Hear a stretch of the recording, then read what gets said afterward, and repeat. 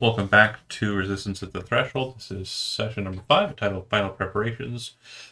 Last session, the group explored the underkeep of the town of Gateneath, their town, and learned that there were some bandits up to some sort of archaeology.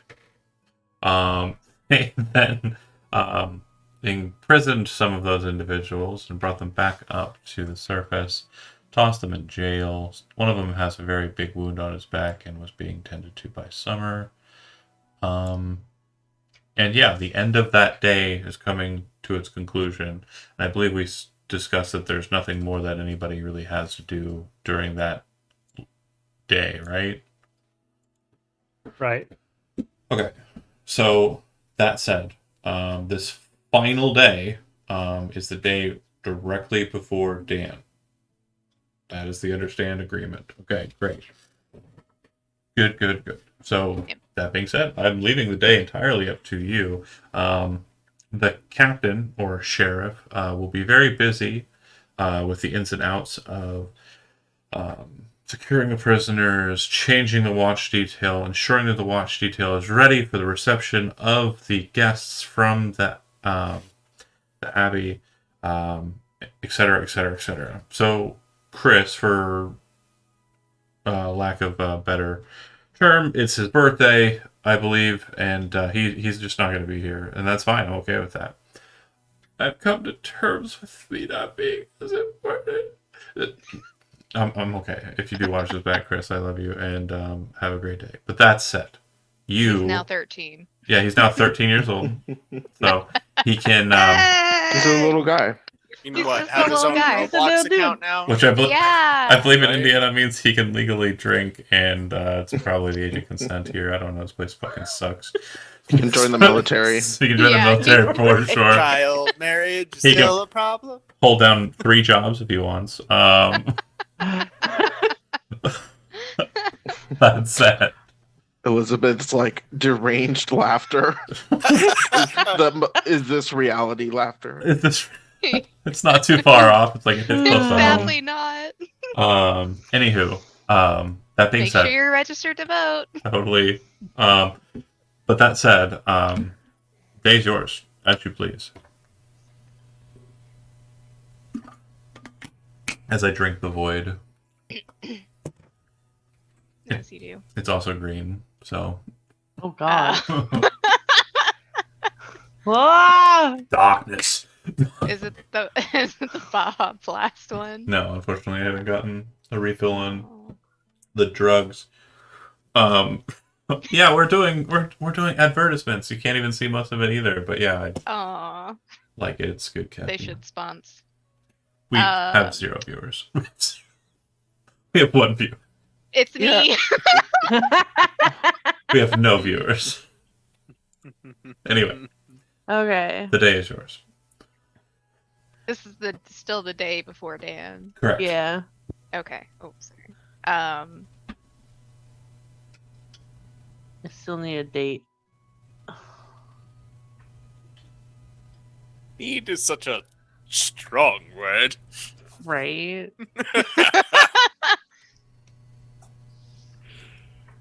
Dahave said so. I mean, I'm not one to go against.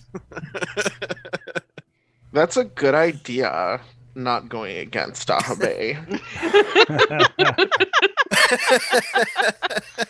I'm gonna feel so bad when I have to kill. I mean, what? Oh, God damn it.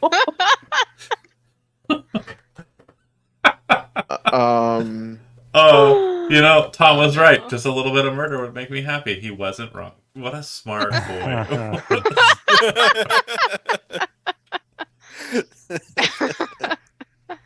Oh no. Does he get inspiration for Oh that? no. Okay, that's fair. You don't get inspiration for pointing out the obvious. right. That's fair. Correct. Hardly counts as inspired. Yeah. Well, let's say I'm on the sending stone with are our young matriarch. You had been telling me about some a son of a knight or something. You're not getting shy all of a sudden. You're the matriarch. You can't just be shy now.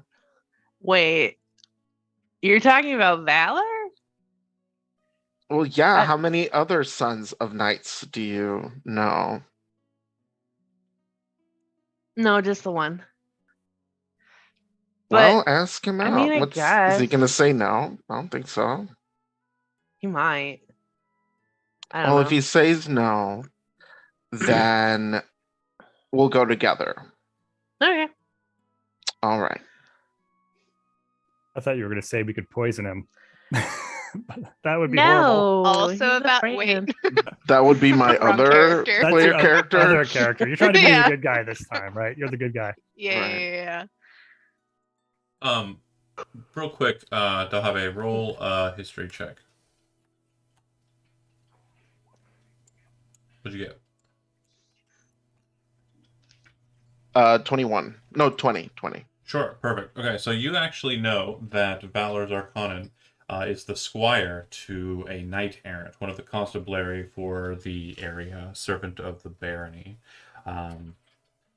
He is stationed here in the town, but you would know that his current life is at the control of this knight errant, an individual known as Sir Masgoth. And whether or not Sir Masgoth would be willing to relinquish the young lad for such pleasantries is undetermined. You would know that the quickest means of contacting the knight errant would be to try to ride out and meet him. You would know his patrol. It might take an hour or two at best to find him. Oh, I'm just now remembering that Valor serves under Sir Masgoth. It's in the general. Sir Masgoth. We could ride out and ask. I think all this business with the murders and the, well, I don't know if it would be safe to ride out. What do you think? I mean, we could take some guards with, couldn't we? Well, they seem to be pretty busy. We can see if someone can spare an hour or two. Maybe Summer or the Russian, not the Russian, or the Mikhail. the magnate Mikhail. They might prove to be escorts. I'm sure the mayor is far too busy for this. Okay. Yeah.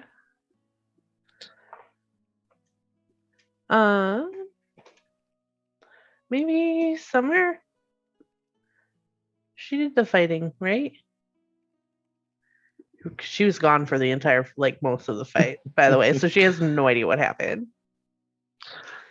Well, Summer is very brave and very wise, and I'm sure if anything happens, she would be someone we'd be glad to have with us.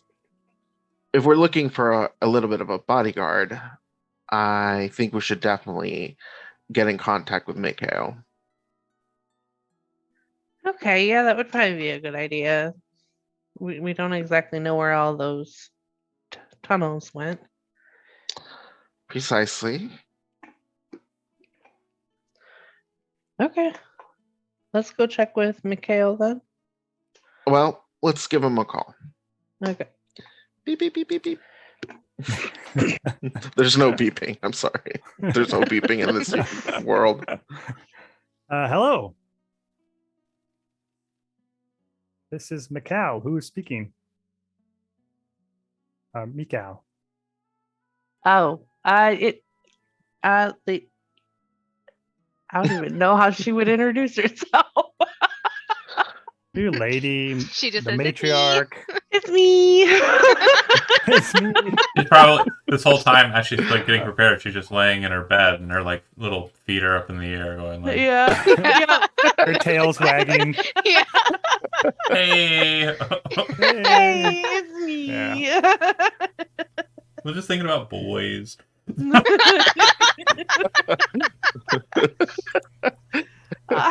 Wait, why are you Okay. calling me? Mikhail says. Yeah. I think you have the wrong number. No, we were Prank call, prank call. no.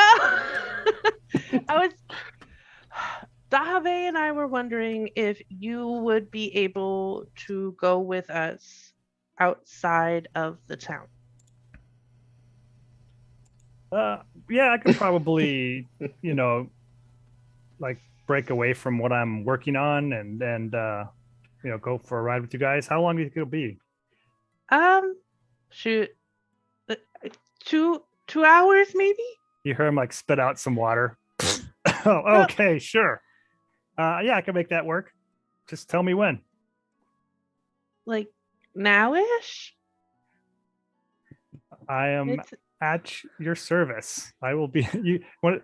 Actually, what would make more sense for me to go there or for them to come here? Like, what direction are they going? If they're heading out of the town in the direction that they plan, they'll be heading out the south gate. so we would meet him. Yeah, the Iron Shoe Gate will be the one you leave out of. They'll probably secure horses at the Iron Shoe stables. Okay, that sounds good.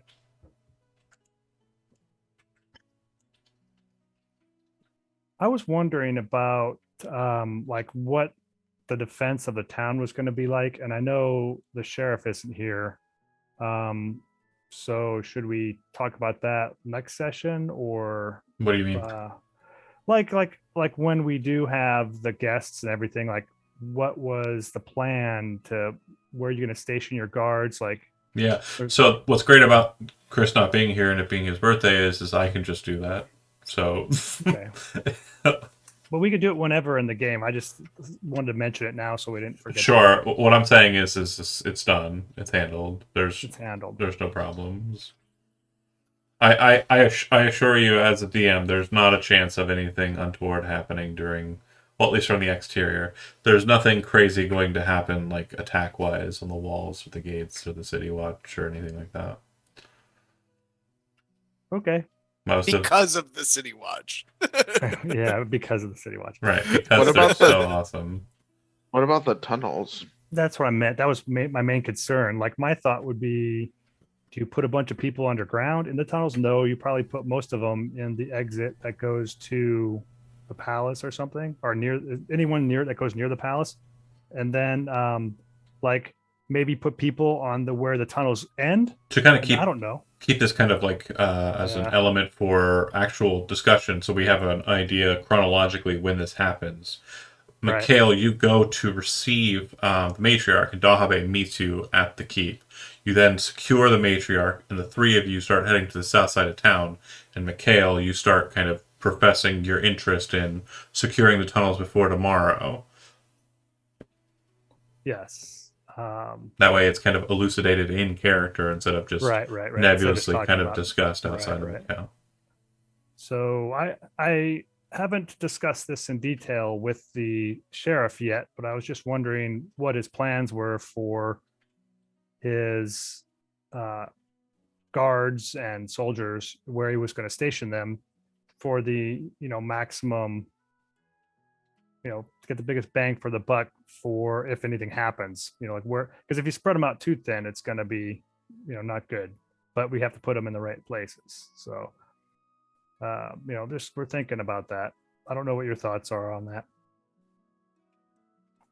Well, I feel like if there's more than one entrance inside the walls of the city, it would make a fair bit of sense to have enough guards within to prevent any sort of kind of incursion, right? Yeah, that was what I was thinking.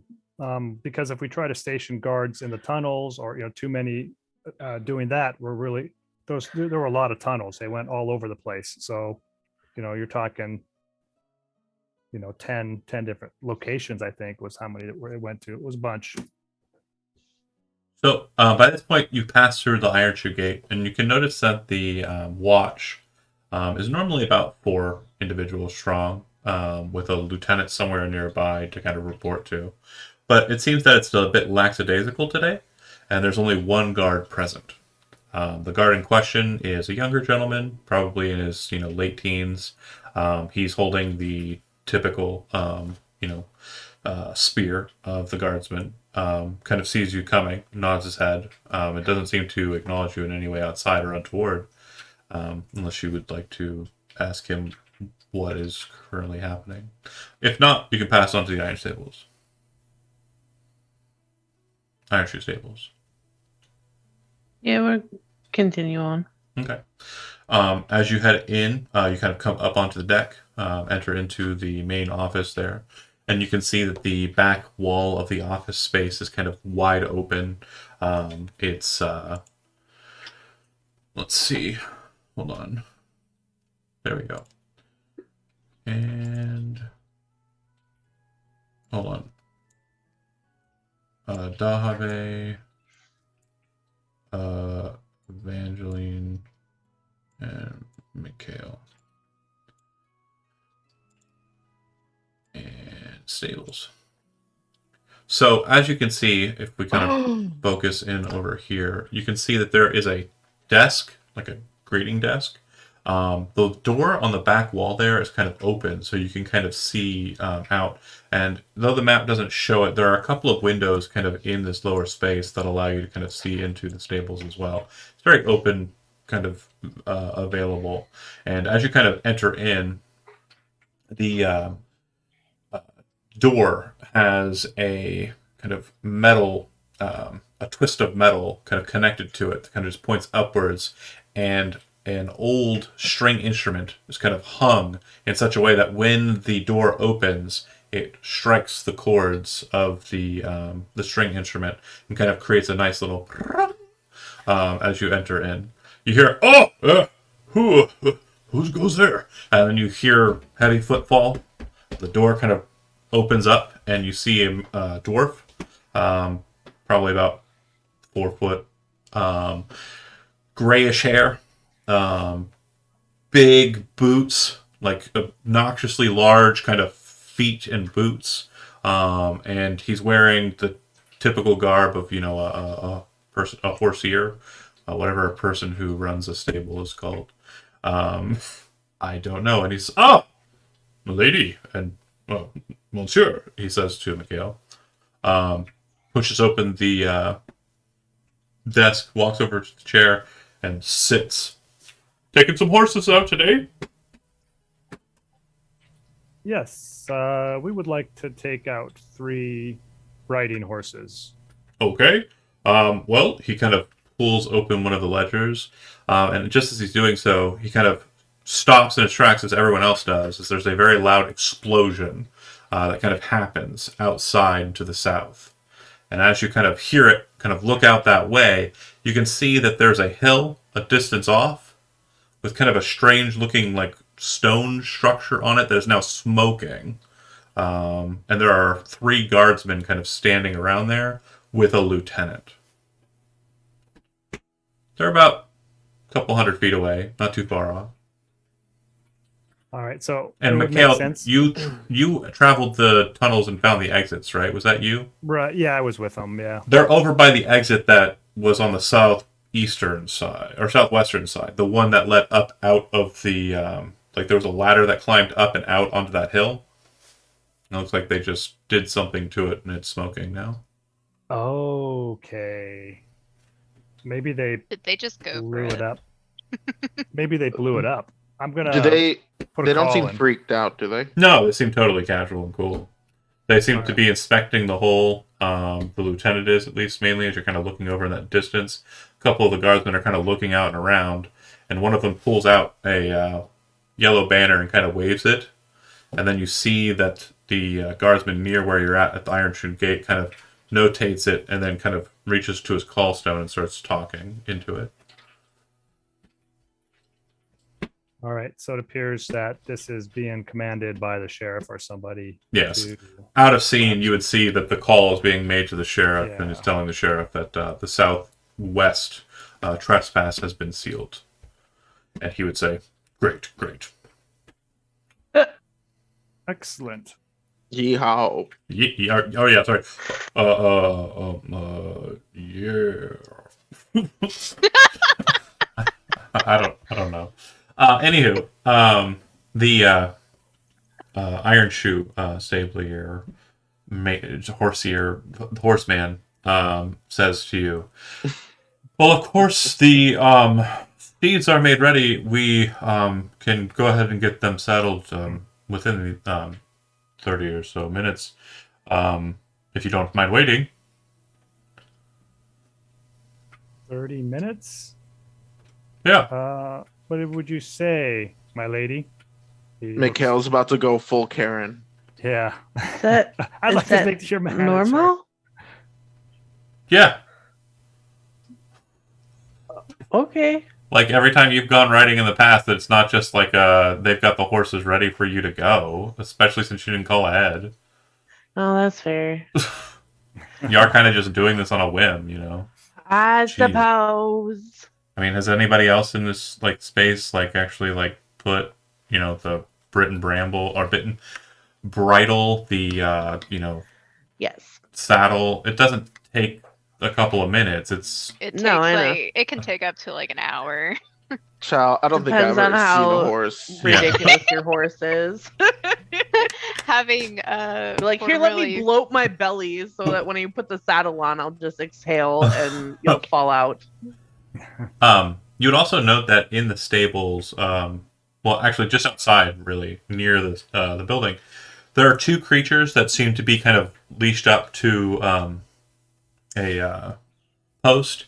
And Mikhail, they're definitely strange creatures to you, but not ones that you haven't seen before. It's definitely strange that they're located here due to their reputation. The two creatures in question are, for the best way to kind of explain what they look like, massive fleas, like horse-sized fleas.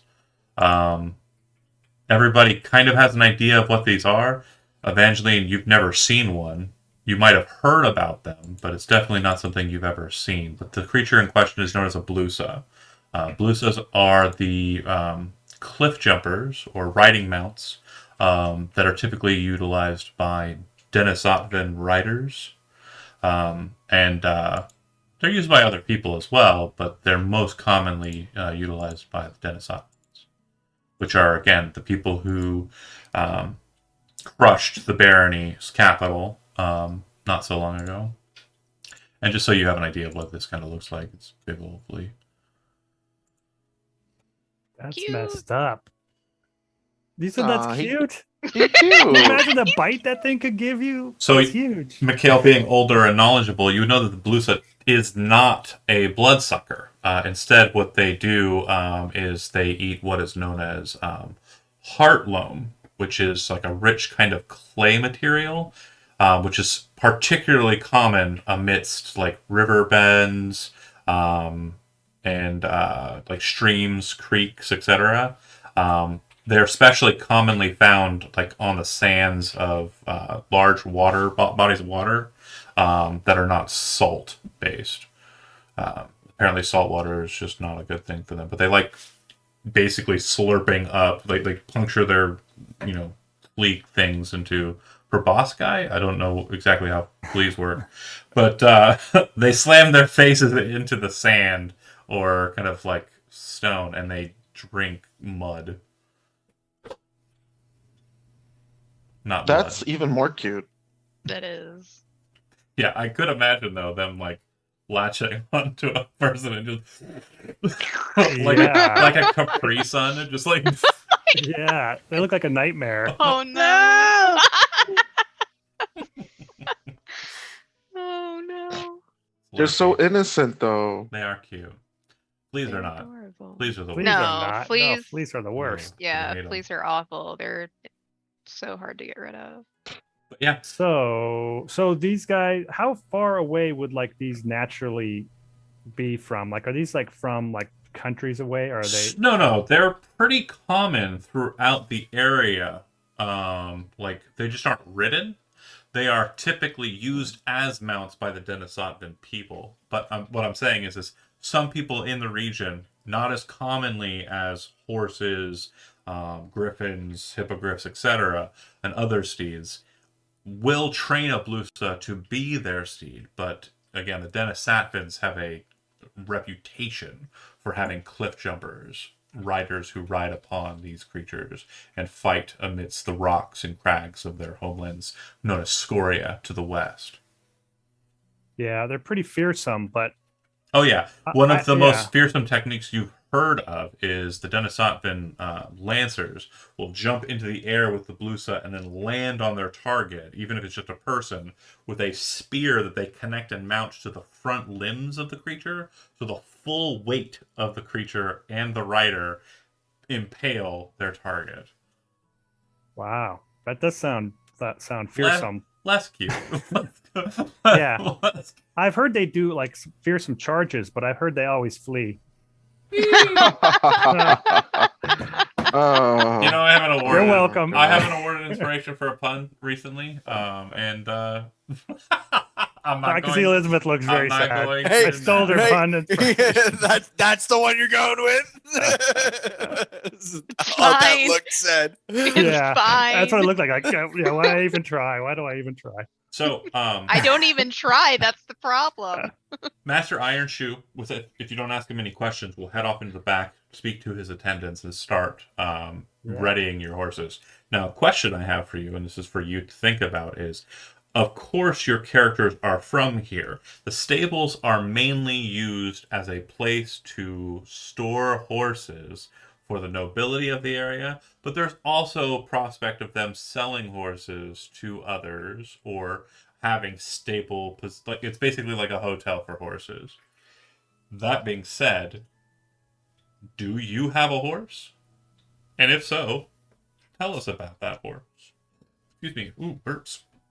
Drink too much liquids. That was a I feel mighty like burp. Evangeline has a pony from when she was littler.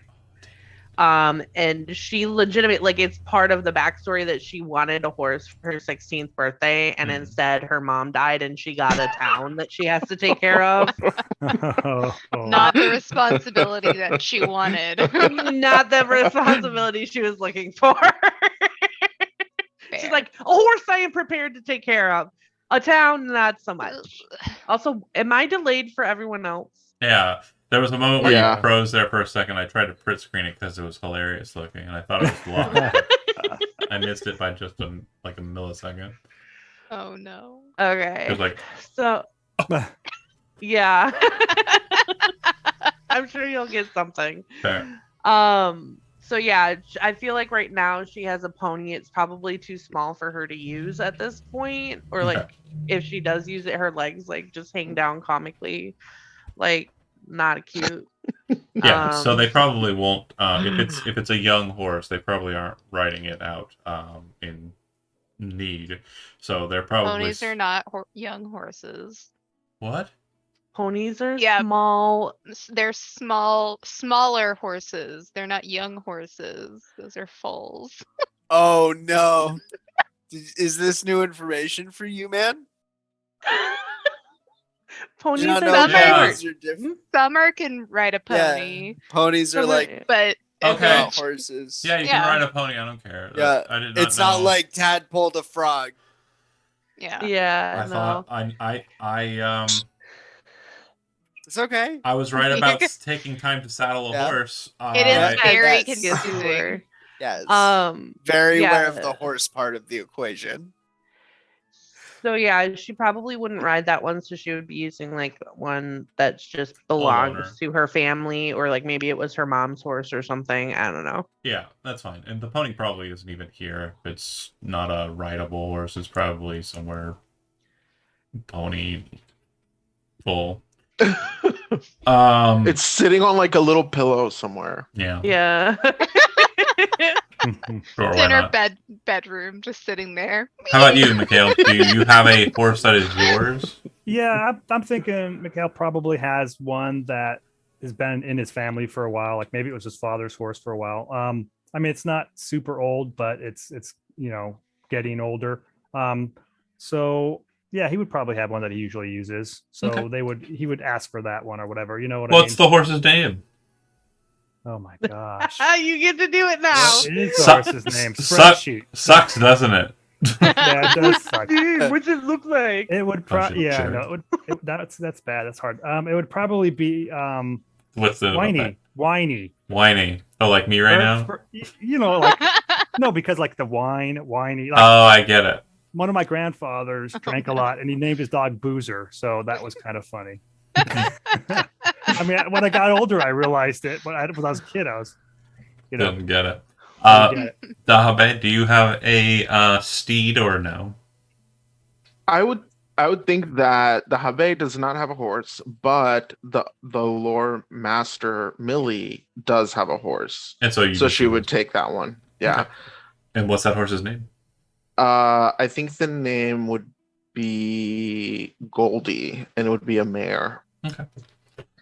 Like a nice blonde, like mane, I guess. Yes. Okay. Palomino. Cool. So yeah, you all three mount up on your horses. If you ride past the little hill, you'll see the lieutenant kind of signal to you, and then kind of like seeing that you're riding out, kind of like move quickly, kind of waving his spear to try and get your attention. But you don't have to stop if you don't want to. But it does look like they are still kind of engaging with the whole for whatever purpose they are engaging with. But if you wish to just ride on without them, that's perfectly fine. Just let me know. Yeah, I mean, if they're flagging us down, we should see what they. Okay. The lieutenant in question, you would know, is a fellow named Rook, a kennelborn, not on common in the area. Rook is in his 20s, and a loyal enough guard to, or a loyal enough lieutenant, the main lieutenant for the captain of your guard. And he says, Milady Evangeline, you and yours are heading out, but I see that you do not have a retinue. Would you like for us to quickly secure mounts and ride with you? Yes, actually. He nods his head. I will have to take a smaller provision of guards, but yes, give us just a moment. And he heads over into the stables. They apparently get quicker service, and him and one other guard ride out to meet you, very quickly kind of catching up to you as the other guards continue with whatever they were doing in the hole. And he nods his head once he kind of gets to you, and he says, "Where are we headed?"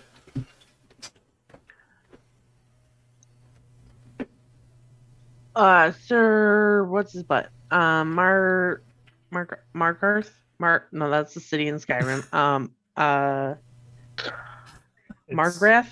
Sir, what the exalted matriarch wishes to say is Sir Masgoth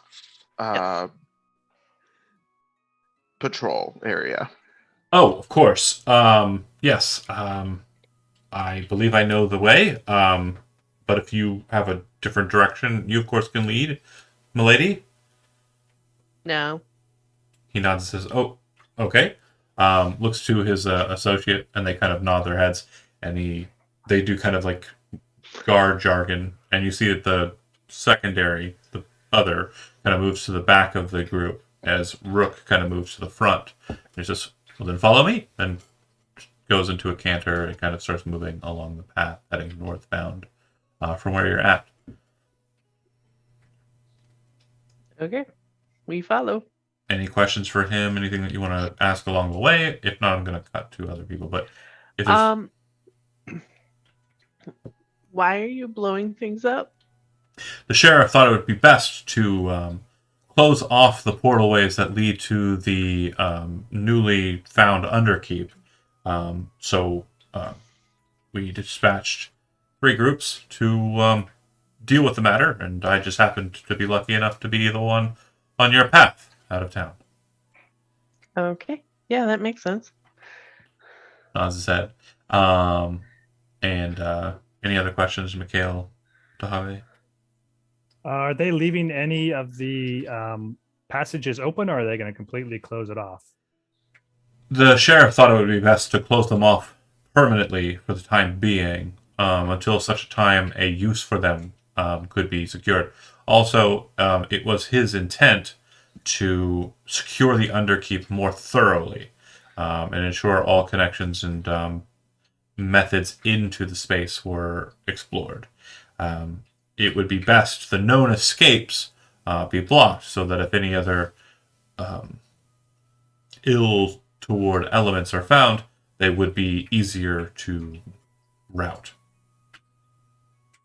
And you see him kind of throughout this conversation, kind of like very nervous in the explanation, but it seems like he keeps on looking over to Evangeline like he's like talking to her specifically. Dahave and Mikhail, go ahead and make an insight check. All right. A giant flea attacks your face. 9. Oh my gosh. I was still thinking about that giant flea. I got a 3, and that one. Makes sense. That was great. And you're a poet and didn't know it. Got a 3 thinking about the flea. But Yeah. he just seems to be very focused as if he's like explaining this to the matriarch for some reason. Even though the questions weren't fielded from the matriarch. Well, I would imagine that I'm not technically part of the guard, so maybe he was not sure if he should share stuff with me. I don't know. I'm just the magnate, so. Gotcha. You're more than just the mag. You're a our stabbing friend. ninja. That's true too. Well, I appreciate it. I As, appreciate the thoughts of goodwill or whatever. as you ride out and head further north from the town, what you notice is that up ahead, kind of where you're heading, last session or the session before last, we had an event where Mikhail and Morax kind of rode out to the north side. We're kind of going through the same territory, except we're going a bit more westerly and heading towards the woods. The reason why this is the case is there are a number of loggers and their cabins and small communes kind of inside of the forest line that move provisions of lumber into Gateneath and then out of Gateneath further south, or into Gateneath and then further north up towards the towns to the north ends. There are a couple of towns kind of dotted throughout the forest, north of where you're at. That said, as you're approaching and start to see a bit more clearly into the obscurity of the forest line, what you immediately notice is that there seems to be a plume of smoke, black, thick smoke, coming from just inside the forest. Immediately upon seeing it, Rook kind of like raises his spear up and kind of says, "Halt, everyone!" Kind of looks backwards towards the guard, who now is riding up towards the front of the party. And as he kind of rides up, they discuss for a second. And then Rook kind of comes over to the group and says, "I do not want to allow for you to enter into any circumstances where you would be unsafe, matriarch. I believe something is going on up there, something ill towards. If you would like, I will send my associate here, Jonah, to go and investigate what is happening up ahead. Or, if you order it, I will guard you to the best of my ability as we enter into the unknown here."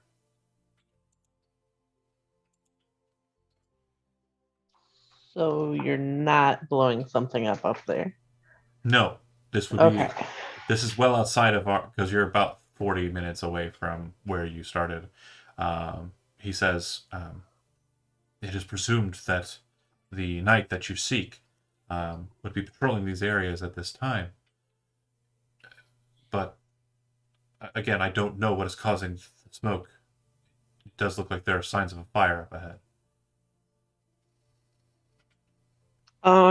Evangeline would glance towards Dahabe and Mikhail, just kind of trying to gauge what their reaction to the situation is.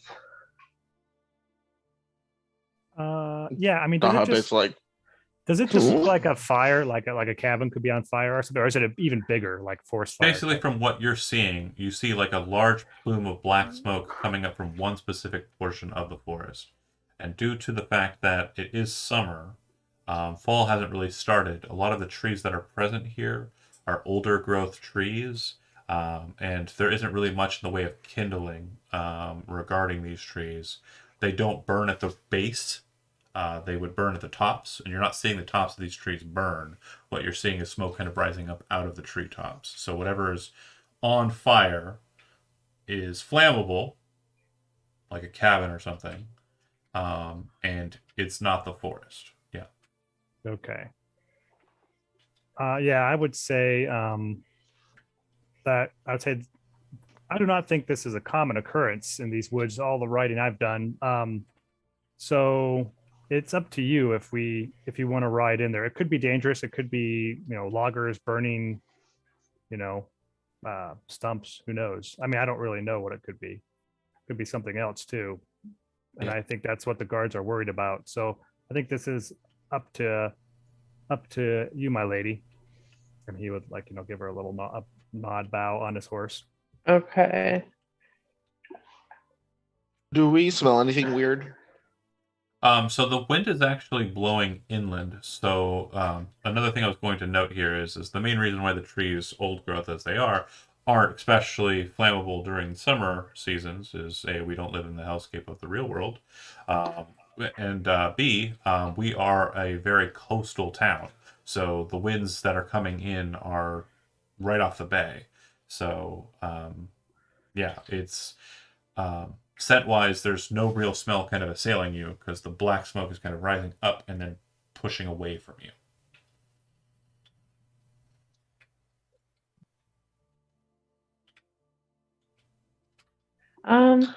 I guess. I mean, Is there any chance that Sir Mascoth is in trouble? Mayhaps. Mayhaps. I do not know. I just know that I personally would not like to be held responsible for leading the matriarch into possible danger. If she orders me to do so, I will of course do so. But I will not advise it.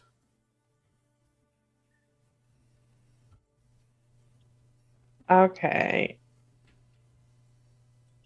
I mean, but we gotta, right? Like, if they're in trouble, we can't just. I can send Jonah ahead to see if there's anything wrong or if he can help in any way. Okay, but what if he gets ambushed? Then he will retreat and we will run. Okay, so Evangeline, if we send Jonah forward, I can. Hold on a second. I want to pause for a second. Remember when you ran up from the basement screaming and there was one guard stationed at the top who saw you do that? Evangeline? Yeah. That was Jonah. Uh-huh. Jonah looks at you, like, kind of nervously, and you can see Rook kind of, like, engaging with the manager level nervousness that is present in the young guardsman. Like, I do not want to run you into a problem. But if you want to, you can. It's entirely up to you. Sorry. Gijo, I interrupted you. I did want to make sure that It's was okay. clear, but go ahead. I can cast a spell on him that will make him a little bit more courageous, boost his vitality. Jonah says, "Yeah, yeah, that's fine. I'll accept whatever boon you'll grant me, Lord Keeper." All right, let's do that. Okay. Okay. So he's going to be sent off, and you're going to wait for him. I'm going to go ahead and cut from that, and feel free to cast whatever spell you'd like. Heroism, great. As we cut from you and move back to the group, Summer, Casey, we're going to interject, like, real quick what you two want to do in the morning. I just want to make sure I know, like, what your plan of attack for the day is. I'm going to start with Casey. Is there something in particular today that you're wanting to engage with? So I would like to try and set up a meeting for after the Day of Dan with the Masons Guild. Okay. And I think setting up a time to explore those tunnels the day after the Day of Dan, like, and figuring out a way to repurpose them. Okay. I would With, like, say yeah. since you're engaging with that, you obviously know you would need kind of watch clearance to be able to kind of explore those.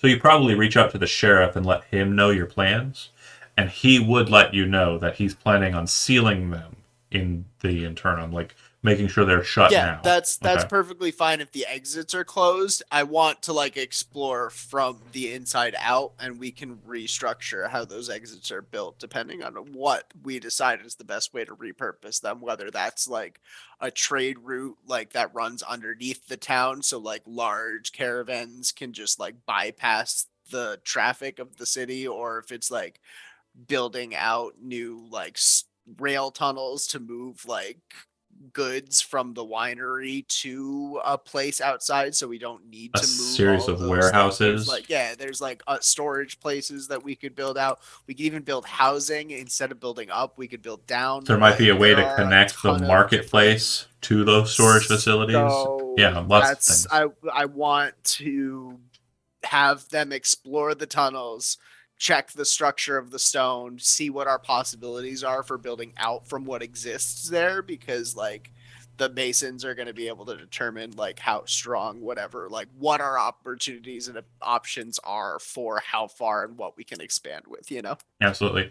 And of course, yeah, I mean, you're spending your time basically getting every single I dotted and T crossed. You're making sure that once the day comes, you'll have all of the paperwork you need and all of the jurisdiction that you need So to the day after this The- is all done, we can just right jump to right it. into work. Okay. And then Summer, what's your plan for the morning? So we are running our children through the meditations that we're going to do on the Day of Dan, and we're also making sure that Rocky does the perfect blend for the herbal teas for tomorrow. We're micromanaging. Okay. And is there anything else that you want to engage with? Again, the healing that was administered to the prisoner was satisfactory, and you're pretty sure that he's fine. Yeah. Probably check on him Okay. Okay. Yeah. just in case. So when you get to the captain of the watch's house, what you'll note is the captain, sheriff, is not there. The guardsman who is on duty on the surface level explains to you that the sheriff has gone ahead and made his way to investigate the tunnels. He said you would know what he was talking about. He, of course, has given you clearance to enter into the prison, and I believe that Mavis is below already. She's just started her shift for the morning. Thank you for the update. We appreciate it. And I go down. Absolutely. When you head down, you met Mavis before.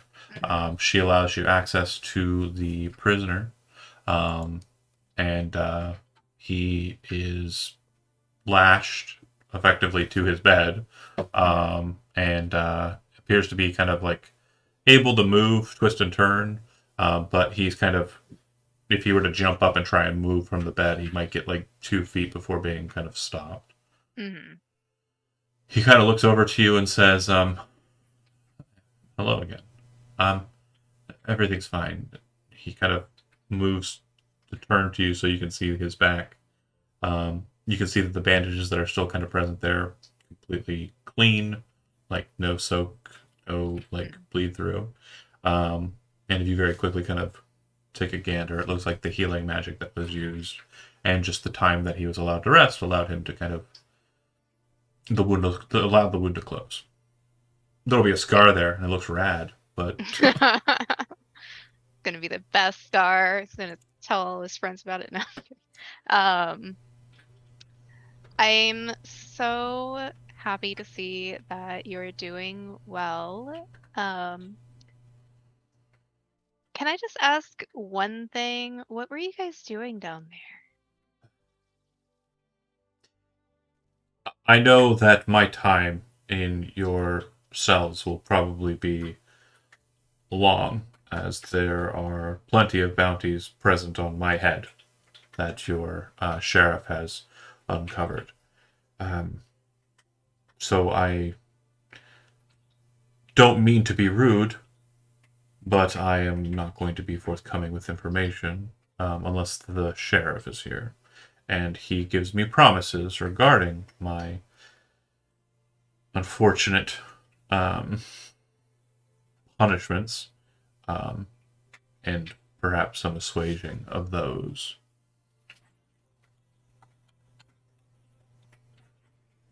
Understandable. I will say that you are smarter than you look.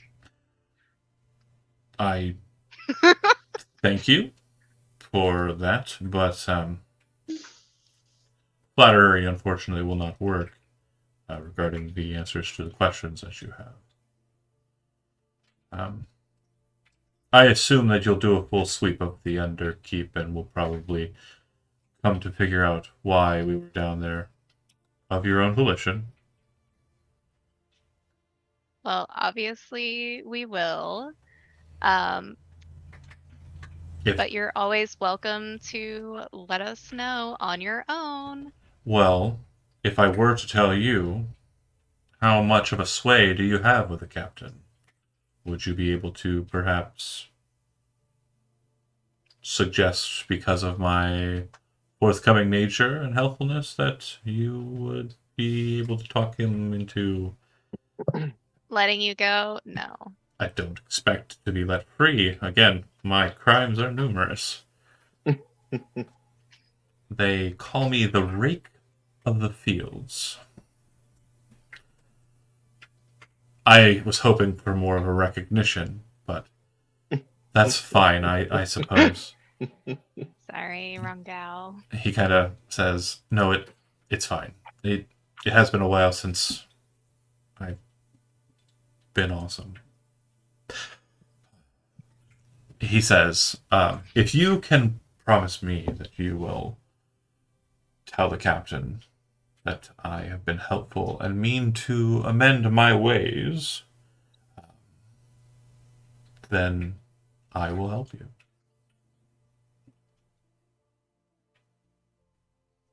I can always talk to him, but it doesn't mean that he will listen.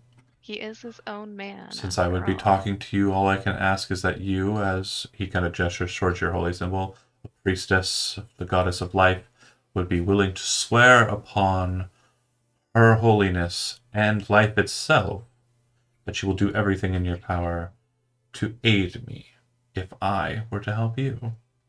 And he kind of smirks. Not like a malicious smirk, just like a smirk like, Like he's trying to be coy. yeah, And suave. dashing, Dashing. the Rake of the Fields. Not getting one over her. Oh. Listen here, Sonny. And you may not understand like the specific Yeah. terminology. I do want to make sure you understand though. You have religion trained, right? Yeah. Rake, also known as a Nagoth, are creatures that are like undead, but they're aberrant in that they are formed of physical necrotic energies and basically create these horrific beings that have like grayish skin, rubbery bones, massive black tendrils that ooze poison and insanely strange like mouths that are just near demonic. I'll post a picture of one here in a second. But they're also very nimble, but also very cutthroat. So him calling himself the Rake of the Fields means he's some sort of highwayman or bandit, or like fancies himself a murderer. Mm-hmm. Okay. Or at least he did At one point. before he got cut in half. Now he's rakes happened. of the field. No, I'm kidding. Where were we going with that? I don't know. I'm done. He was being dashing. That's it. Oh yeah. Now he's more the broom of the field. He's the Oh, got him. broom of the field. Oh no. He doesn't have a handle in this situation though. All right. Can we just brush this along? Yeah. Sorry. You're just trying to sweep it under the rug. Oh no. Oh no. It's the last straw. A bit of a stretch, but I'll take it. Okay.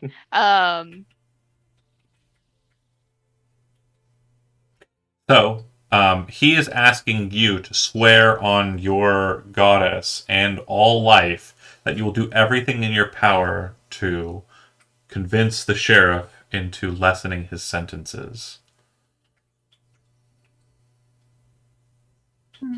And he will help you understand the motivations of his group. That seems pretty steep. What?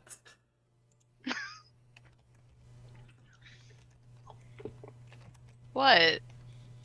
Is that what you say in character? That seems pretty steep.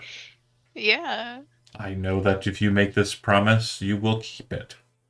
As a priestess, I understand you to be virtuous, but I also understand that if you dally outside of the more serious natured things, it may not be as serious a matter. And I assure you, this has to do with my life. So for me, it is the utmost serious matter. I know that what I have done is wrong, but I don't think that what I have done is worthy of the punishments that I am aware would be present against me here. Well, I don't really know what your punishments are, and I don't know what information you can actually give me. So I assure you that if you were able to release me, which again we both agree is probably unlikely, but even if you were the most fanciful of matters, it would be well worth the information I will grant you. do you just want like a nicer bed, like better food? I would like to not be here. He kind of looks down and he says, I would kind of like to not be strung up by my neck in your courtyards. And out of character note, yeah, we do have a galleys, by the way. I don't know if you noticed that. Wait, we do? Oh, yeah. Where? Ooh. Right next to the mayor's house. Oh shit! I didn't even know. Wow, Casey out here like Casey. sentencing people to death and shit. Hey, one party, one power. I don't know what to tell you. That's fair. Ends justifies the means. He's like, I'm right? actually sad they're not guillotined. No. We want to watch them squirm. Where is it? Oh, I kind of wish it was guillotines. Why am I? I can snap ping you. Oh, I Oh thought my that was a god. balance beam. we where can the do kids 3 at do once, gymnastics. guys. Yep. Happy day of Dan. I feel like That'd be full Summer's not- clever. It's Zach, though. It's not his character. Suddenly new NPC in town. Oh, no. Stuck in the mustache. I see you. Can't help it. I can only grow Villainy. the evil twin goatee. Villainy. So that said, all of that said, go ahead. Well, if we're talking like gallows, I feel like Summer is not really like one for that. So yeah, if you're talking about not getting hung, yeah, I'll talk to him. Gino, don't you dare. That's not even cool. What? You did. What did I say? You said hung about a guy, Hang? and they giggled. Like, Is it hanged? I'm always confused about that No. the terminology. connotation Still of not there. hung. Still not there. Honey, it's talking about his weenie. It's reference And with the well, we could have said just executed. yeah. Anywho, he says, I am most gracious I'll type that later. that you have sworn upon Halloween and all life to hopefully preserve mine. With that, I will tell you that the group I was working alongside are very notorious in the region. They have been quiet as of late due to ongoing conflicts between them and a rising force to the north, known as the Setting Suns. Well, they were called the Setting Suns, but their new group name is the Rising Suns. Apparently, their leader, an individual named Dusk, who I unfortunately have yet to cross blades with, and you see that smirk kind of like show back up. He says, they have caused us issue in our businesses to the north. Or rather, their business to the north. I'm not a made person regarding the knives below. I am a bit of a contractor. That said, they hired me to protect them while they searched for a dragon's treasure that apparently is said to have been left here long ago during the Age of Heroes. According to the information that was on offer, they said that there would be weapons, there would be ancient magical items and treasures. I did not believe them at first, but when we started uncovering items just on the surface, I became more intrigued. Apparently there is a secret door somewhere on the floor of that main chamber that leads down into the dragon's lair. It is the presumption of those that I was working for that the dragon is long since dead, due in part to it not having been sighted in the region, and, well, it being quite a long ways after it was last seen. The Age of Heroes was about 1,000 years ago at its end, and it lasted for 1,000 years itself. So, at least 1,000 plus years. That is quite the information. I told you it would be worth it. I won't say I never lie. But not in the presence of a priestess. I appreciate that. Well, with this information, I will see what I can do. See if I can help in any way. And as long as you behave in here, I'm sure we can come to some sort of agreement. I am certain that I would have died to infection and pain had it not been for your graceful healing touch. So I will not do anything to upset you or the sheriff. Excellent. Well, he's quite busy today, but I will talk to him as soon as I can. Of course. All right. Snapping back, Casey's still engaging in that dialogue, and then the group outside of the town. He rides out. About 10 minutes pass. No sign of him. He's dead. About 10 more minutes pass. No sign of him. Oh N- man. now he's dead. Oh no. Rook looks to you as the time kind of winds on, and he says, "Please just be patient. I'm sure that if something were amiss, he would have signaled already." About 10 more minutes pass, and you see signs of life coming out of the forest line. You see Jonah riding, covered in soot. He like his entire outfit is just kind of darkened by smoke. And on the back of his horse, he appears to have a young individual on his back, on the back of his horse, who's kind of just laid out over it. And as he kind of rides up, Magpie Evangeline is able to recognize the face of Valor in the individual who is unconscious on the back of the horse. You can see that his clothing appears to have been marred by flame, but due in part to the nature of his heritage, it doesn't look like the flames harmed him as much as they would have someone else, him being a tiefling. The rider comes out like panicked and then runs or kind of rides alongside Rook, and he says, "We have to get going. Bandits all throughout. They were fighting with Mazgoth. He wasn't doing well. He told me to run. We have to go." Let's go. Rook Okay. Well, signals. before we ride off, I'll cast aid on the lead guard Rook. and Rook, Evangeline, and Mikhail. Okay. Jonah, the guard, and Rook kind of move back into their same positions.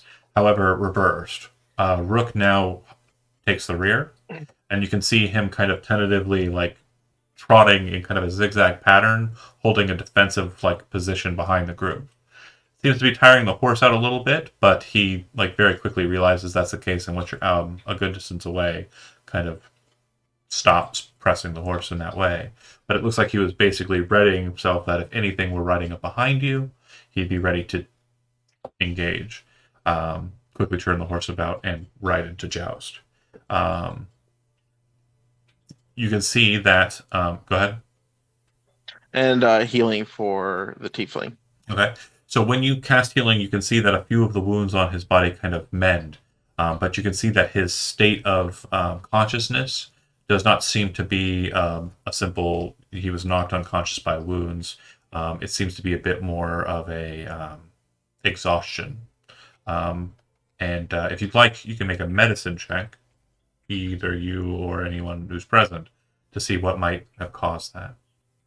14. Solid. Smoke inhalation is probably the cause of his unconsciousness. He does have steadier breathing after the healing spell is cast, but it does seem that he has been knocked unconscious due to it. There's no, it's more of a sleep, less an unconscious though. But as you ride out, you can see that Jonah takes care to ensure that he is still on the horse and actually stops at one point once you're a good distance away to secure him more soundly on the horse. As it looks like he was kind of just half-dastardly kind of thrown on the back of the horse and then they rode on. But within an hour's time, you make it within eyeshot of the gate, or within 40 minutes or so. And by this point, Valor has started to kind of come to.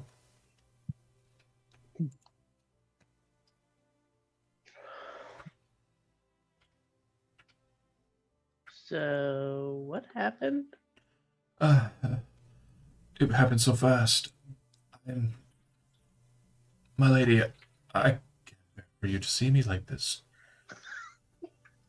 I stood alongside my mentor, and we were trying to stop bandits from engaging with the loggers. They were preparing to set old man Kelvin's home ablaze, and Master Masgoth dismounted. He very quickly brandished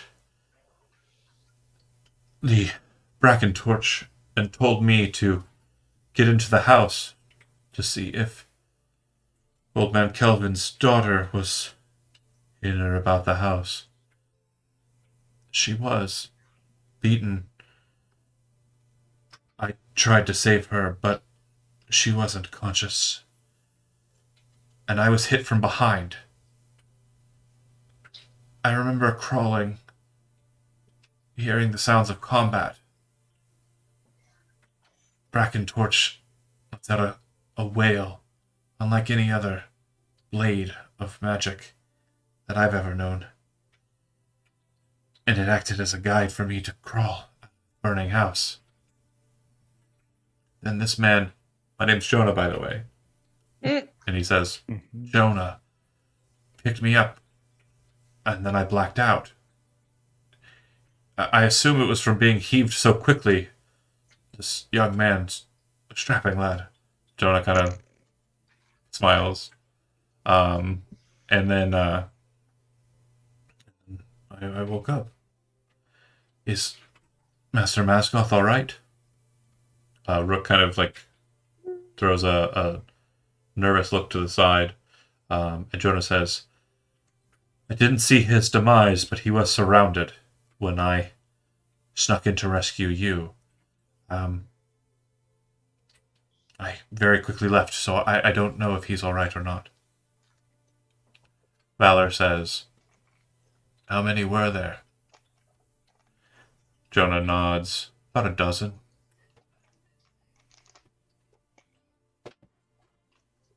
They both kind of exchange like nods and glances, like not sure how to kind of continue that conversation because it's pretty final.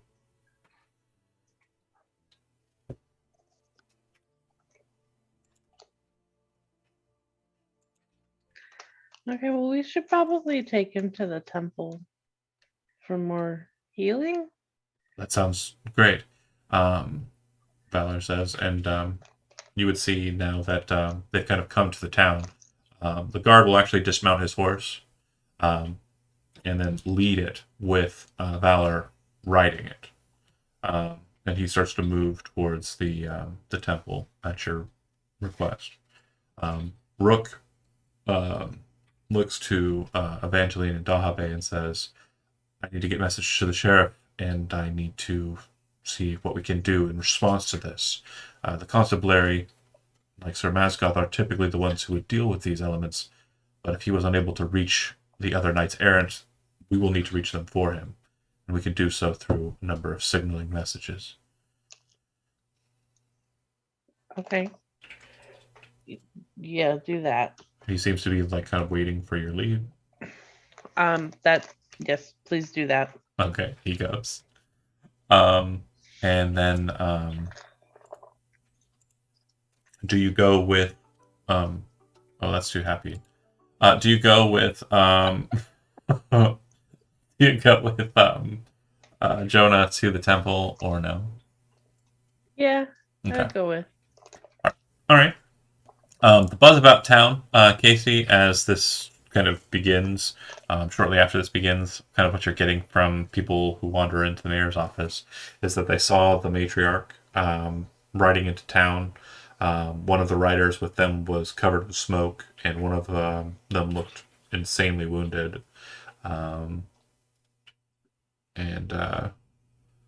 Yeah, that's kind of what you would hear. Somewhere by this point, you're probably on your way back from the conversation after talking to the sheriff regarding the matter, I'm assuming?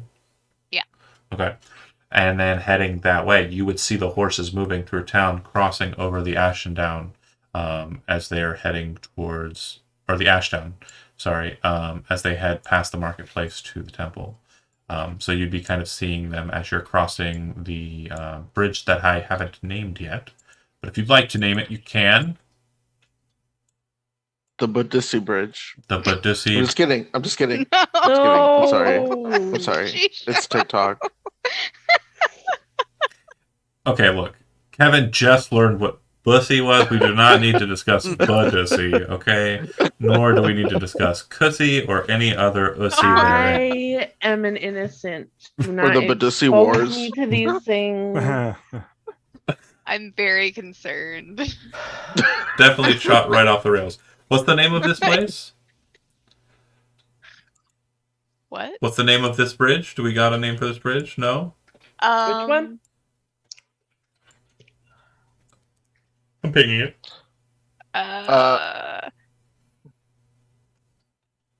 Wait, does the sun set in the west? It's the same as Earth. I don't know which one. Sun, yeah, Rises in the right. east and sets in the west. Yeah. Clem. It could be the Sunset Bridge. Yeah. Oh, that's cute. I like that. Okay. Okay. It doesn't need a name for me. I just wanted to give you It's the cute to have a name. Sunset Bridge. Everything should have a name.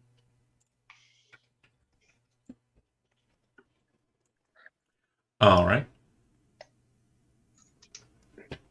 So I'm seeing them cross the Ashdown right here. Yeah, so you would basically be crossing the sunset as they're kind of making their way across the Ashdown, yeah. Oh, okay. I don't think I'd like run, but just kind of like a little extra power walk towards them. Because I can see that they're injured, right? That there's someone who's injured, right? Yeah. Okay. And if you kind of move alongside them, they kind of make their way to the temple as they kind of acquire you in their number. I Mhm. imagine Casey steps out of the office and they would also follow Yeah. to the temple. You'd probably hear about them, and then you'd head over to the temple, and they'd be basically just entering in. So everyone kind of eventually and almost simultaneously, with the exception of the sheriff, arrive inside of the temple space. And once there, how does that go?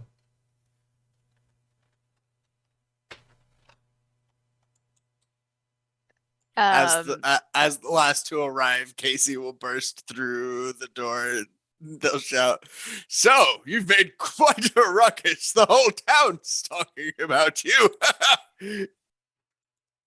Yay. Oh yes.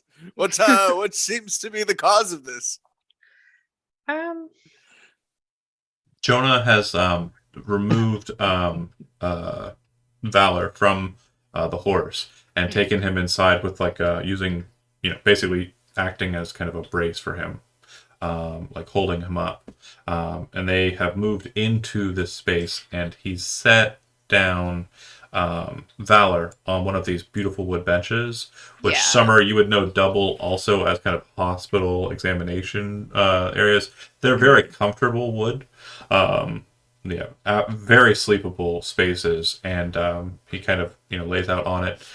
You immediately kind of move over to him. You can see the family kind of looking down at you from upstairs, and some of them from across the way. I would assume that let's pull up the gnome notes. I would assume that. God, it's such a huge fucking family. It's not that big. Delilah would. No, that's not the wrong one. Dahlia. Dahlia. Delilah's the Like evil. the flower. Right. Got it. Dahlia would probably be the one that moves over to you quickly. No, don't worry about it. I love it. It's fine. Just, it's like, I don't know if anybody here grew up in a family that had more than like a couple children, but like if your parent wasn't sure who they were mad at, they would list them until they got it. I grew up as an only child, but I have a nephew because I have a half sister, so I get it. Yeah. I've been Brendan several times. Fair enough.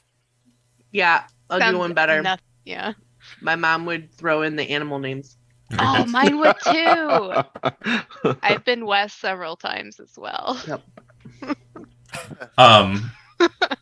Definitely not my name. But you get started on the healing process here, and you can see that there's a lingering sign of smoke inhalation. Fortunately, not a lot in the regards of burns due to the fact that he has an infernal nature,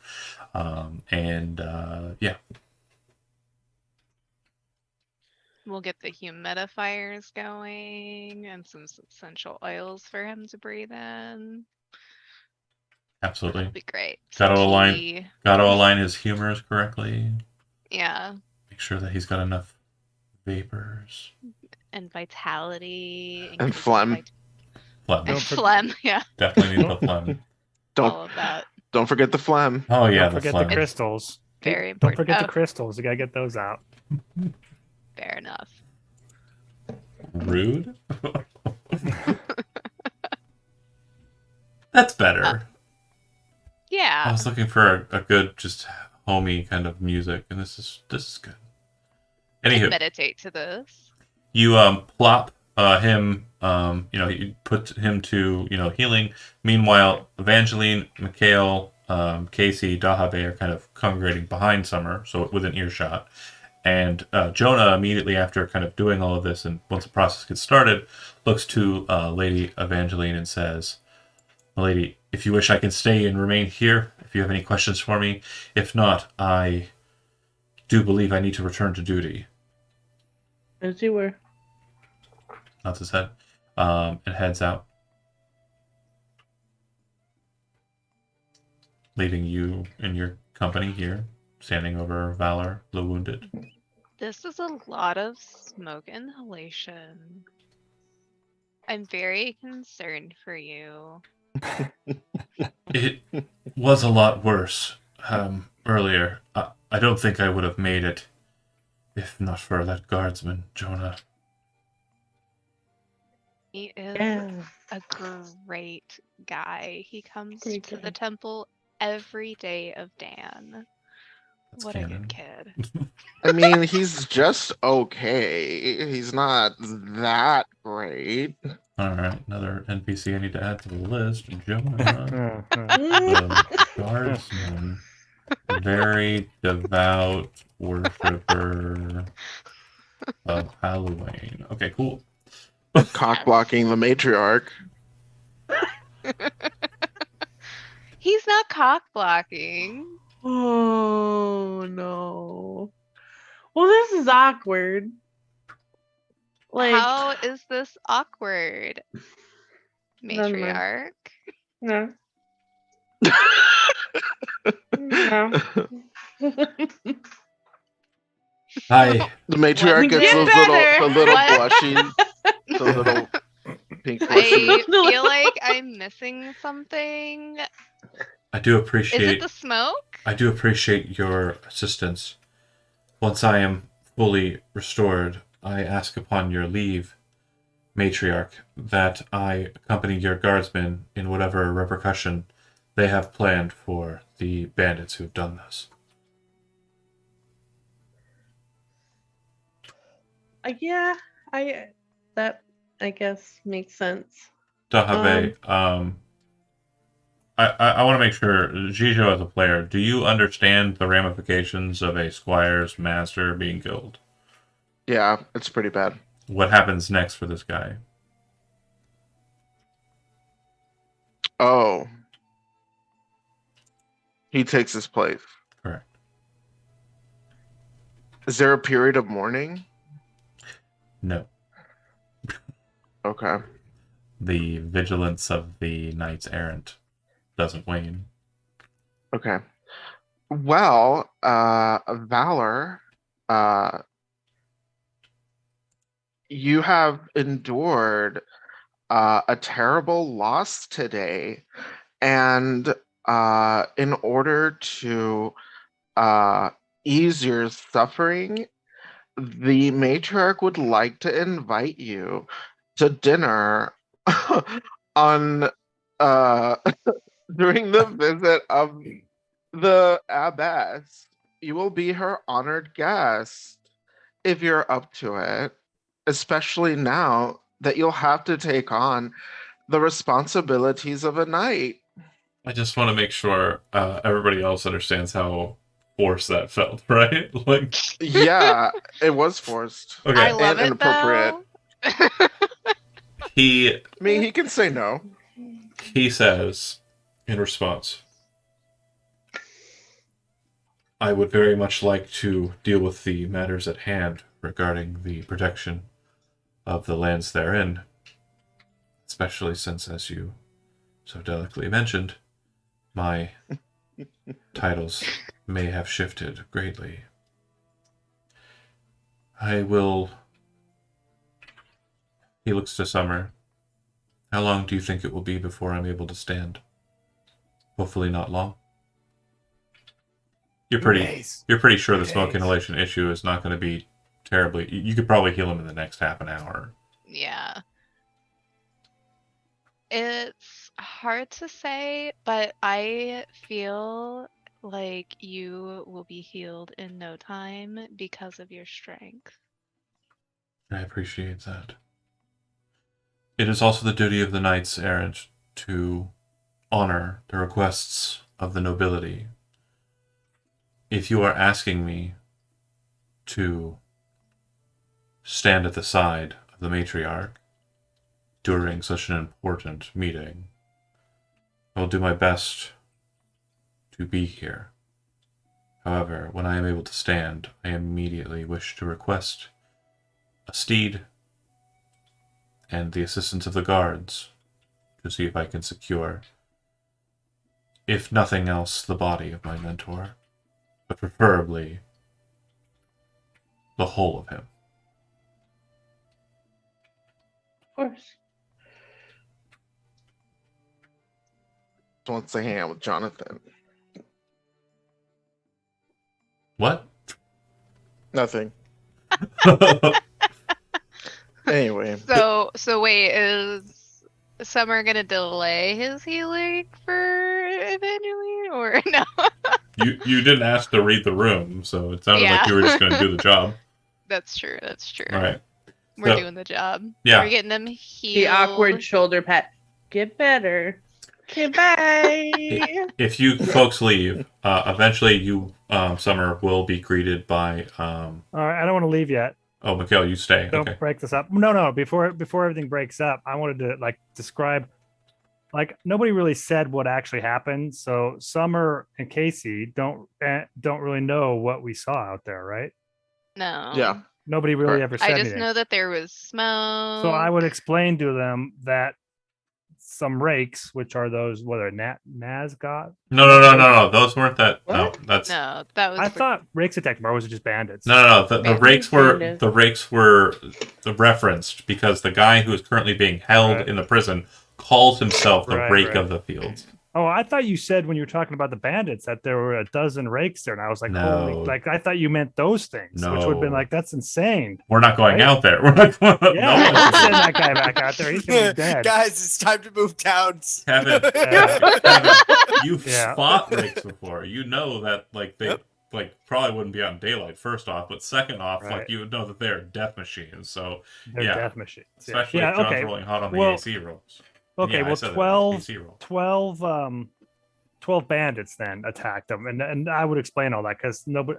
I mean, I could do that in character if you want, but nobody really did that. So Okay. we were just talking about the guy, and I know that was the most important thing for the matriarch, but for the rest of the people, they probably want to know what happened. So, anyways, I would do that. And Balor would point out too, they are a group known as the Setting Suns. The setting suns or the rising sun? If they've taken on a new moniker, I am not aware of it. We didn't exactly ask them to identify themselves, but they wore the same symbol as the Setting Suns. Ooh. Yeah, how do you know about what are you talking about, Summer? Well, I went and checked on our prisoner. You know, the one that is all slashed up. Great job on that. That was Casey, right? No, Or not No, Casey. that was, the that sheriff. Was Mika- That was oh, a sheriff, Mik- actually. Sheriff did Sheriff the did that? cut in the back. Yeah. Oh. Big sword swipe. I was dead during that part of it. you were just Um, you were just napping. You were just napping. I was taking a nap. Yeah. I was taking You a nice died? a little dirt nap. I am fine. I got, it was I just got a back. mild case of It death. got better. I got better. But Dirt now. I love this. Anyways, but no, I was talking to him and he said that the Rising Suns are who Dusk is Dusk. connected with, Dusk and they was- were. Go ahead. Was he with them? He was not there, I don't think, but he could have been, because he can wear the face of anyone. Right. You're not Dusk, right? Tell Oh! her. You have to tell her if shit. she asks you if you're a guard. You got to tell her. Yeah. You can't Valid lie. question. It's the rules, man. Yeah, everybody knows the rules. An It's a That's a interdimensional- scary thought. possibility. That's a Is very it scary dusk? thought. Could be No. anybody. If an interdimensional being asks if you are a god. Say yes. Anywho, I'm he says, sorry. I don't believe so. I think me being unconscious probably would have given away my disguise. And yeah, you would know that's This accurate. is true. Yeah. This is true. No harm in asking. More than fair. But no, I was talking to him and he said that he gave me a little information. I already talked to the sheriff about it. Don't worry. But yeah, they were down there looking for stuff. But he said that they were calling themselves the Rising Suns now. Interesting. Again, something that me and Lord Mascoth didn't really stop to inquire about, due to the nature of our meeting with them. More than fair. I wouldn't stop to talk either. Anything else that you want to interject before the 30-minute span kind of tracks out, the healing's completed, and he starts to run off?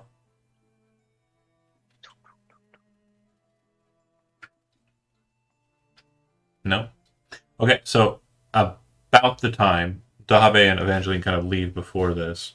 Casey, do you stick around past that point to see the healing completed, or do you just get out of there? If everyone else is heading out. I know Dahave and Evangeline were, it sounded like they were like, asked for the date, got the date, get out of here, don't hang around kind of deal? Okay. Mhm. And then Mikhail, Oh, go ahead. If he even It got returns. awkward. Like, how are you gonna ask somebody out after their master just got slain? No, Dahave Get did a it. promotion. Pretty easy. Be Right. the authority of the town and have no way of being said no to. Yeah. That's true. Oh, I guess. Plus, It's you a might little save his problem. life. No, I'm kidding. I mean, what's the worst that could happen? He says no. He said no. Yeah. That's okay. I mean, I wouldn't say that's the worst that could happen in this situation, but he is gonna go right out and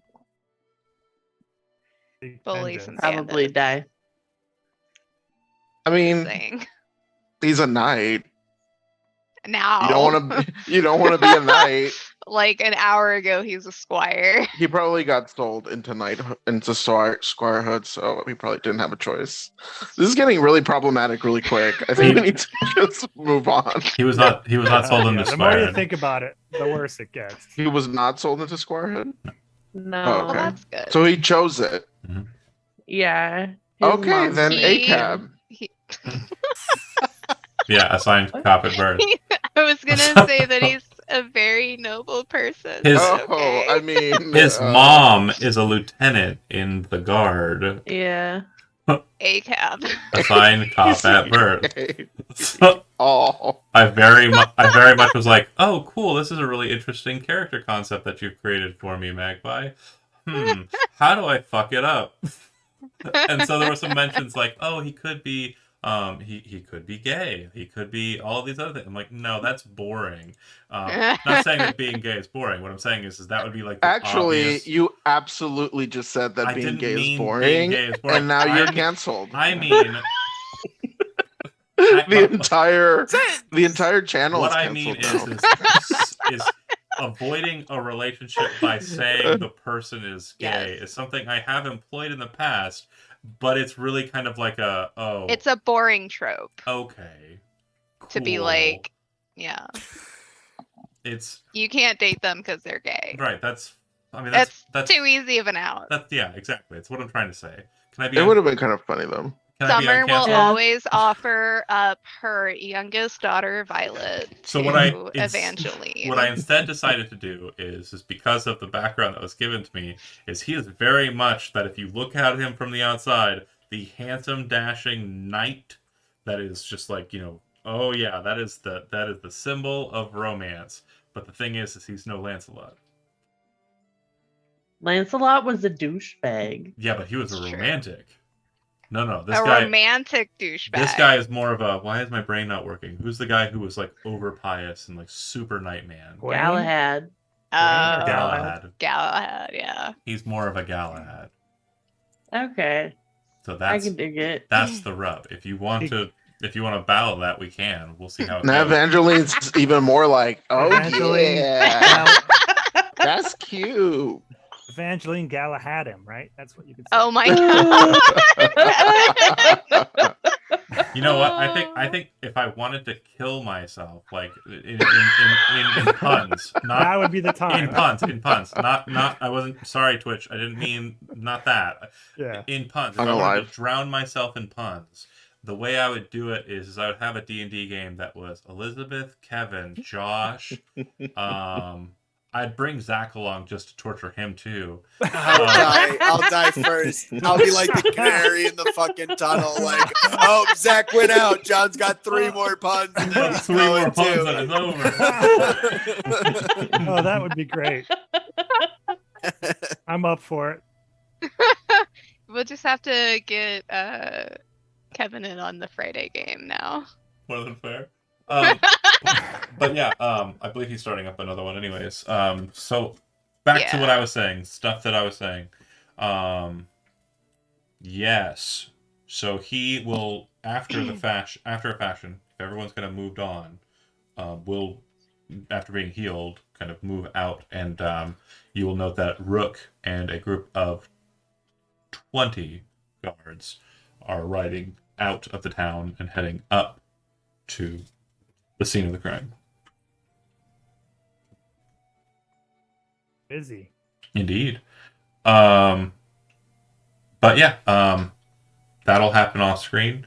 Is there anything else through the remainder of the day? Again, it's still early. You left very early to go and investigate. Mikhail is just going to make sure like all the wines that he had told everybody to get ready are ready, and they're the right ones and everything. He's probably got to taste them just to make sure everything's good. I mean, Okay. it's a tough job, but somebody's got to do it. And you are settling to confirm with. I just want to make sure that this is accurate because, again, the choices here do matter. Rilke Greenbottle will be your date for the party, correct? Correct. Okay. And then I want to confirm to Casey, your date for the party is. Oh my God! Why can't I remember the name? It's R2D2. No, it's not. That's a little. That was racist against robots. Oh, wow. I do not like that joke. It was not very good. I don't know, I got Zach to Inspiration from laugh a li- earlier revoked. I don't. No, I mainly don't like it because you found out that his name doesn't. It's not Casey. It's Casey. See, oh, there you go. Oh, Nice. I don't like it. You know too much. We have to kill Kevin. Is what we have Oh to do. no. Oh no. Andy's gonna be very upset. What am I saying here? Oh, sorry. The date that you have is the name for some reason is not on my notes. You talking about Espen? Yes, I'm talking about Espen. My brain. Espen. Sorry. I believe in you. you. And I don't know why they weren't listed. That's super weird. They must have gotten lost somewhere. And then Dabe, who is your date? I Dahabe spent so much time and energy figuring out a date for the matriarch that she didn't find a date for herself. They just go Um, together. So yeah, I think that would be a good solution is for them to go together. It does sound like Valor will be her date if he returns, though. Yeah, okay, yeah, sure. I'll go to that dinner with you if I don't die first. That's cute. I Yay! like that drama. I like the drama. So let's go with that. And can Dahabe just bring in like is there like multiple teachers at the school? Yeah, but they're married to each other, so Oh, gross. Okay. You'll take my nurse or yeah, I tutor believe or I believe whatever. it's two ladies. I believe we said. I don't remember writing their names down or anything, but yeah, they are very much a Okay. couple. That's cute. A power teaching couple. I love it. Love that. I it. love that for them. It's very educational. Mhm, Okay. mhm. In that case, can I just like make up an NPC right now? Yes. So that I know a guy is always an option, but we obviously have to go through the process of working through them. You'll note. I just want to make sure that the obvious choices are put to bed. Morax Okay, is not an okay. option. You can't offer to have Morax come because Morax will not be a dateable option. He's not going to be privy to the party. I don't want Morax to be a dateable option. Fair? Not even on Chris's birthday. You're gonna say Wow. mean stuff Oh about shit! Oh no! Chris's I mean, character on his damn it. birthday. Ugh. So rude. Yeah. I just Birthday. can't help but think of Terry a little bit. Wow. Well, to be fair, Texting Chris right now. your character in that game eternally dates Terry. They are eternally oh, dating. No. There was the lieutenants, but they're probably going to be on duty. There were not really many other people besides. So yeah, I feel like she would like someone that's like a real nerd, like real nerdy. okay. Who's nerdy? Are Are there other people that I don't know. Are there? work in the tower? No, they're not. That's not. Oh, it's a lonely life being a Yeah, the only other person floorkeeper. that lives in the tower is your. bedridden. Well, if you want to go, That's so mean. if you want to go for a House of the Dragon scene, we can. I mean, Oh God!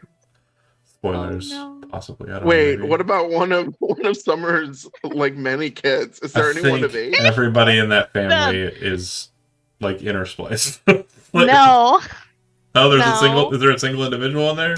Yes. I Oh, keep wow. saying that Violet is single. How old is Violet? She's like 40. It's fine. That's your youngest child? Yeah. Oh my God! You were trying to hook me up with her. It's young for a Holy no. shit. Violet Narlick. Okay, that's more than Okay. fair. Unless you want to make somebody We'll else take up, Violet. like because you can make up people NPCs in the town. Yeah. Totally Okay, She well, okay, has- my She's question. living with roommates. You can go Make with up- one of her roommates. Make up your It's dream fine. person. So, There you go. Okay, What you said is like you want to go and ask somebody who's studious. a Cool. bookseller, Cool. And then book merchant. you want to continue making up this character. So I just need certain details, mainly Okay. race, gender, and Half elf, man. age. I don't know about elf 70. ages. Okay. And name. Dondril. What is it? Dondril? I don't know. That just popped into my head. Dondril. No. Call him Frank. Donnie. His name's Don, and he's got the. Oh. Oh God. Harry. Okay, let's go with Kianel. Kianel. Oh, that's Kianel. cute. That sounds elfish. Kain. Ki. Kia. Oh my god, I'm dyslexic. Kian.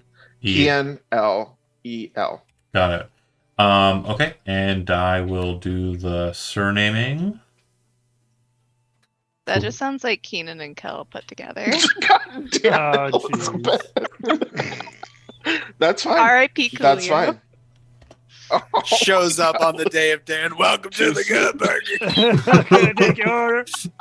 I better have a good burger. Okay, so Kianel Lavariash Zilli. Ooh. That is silly.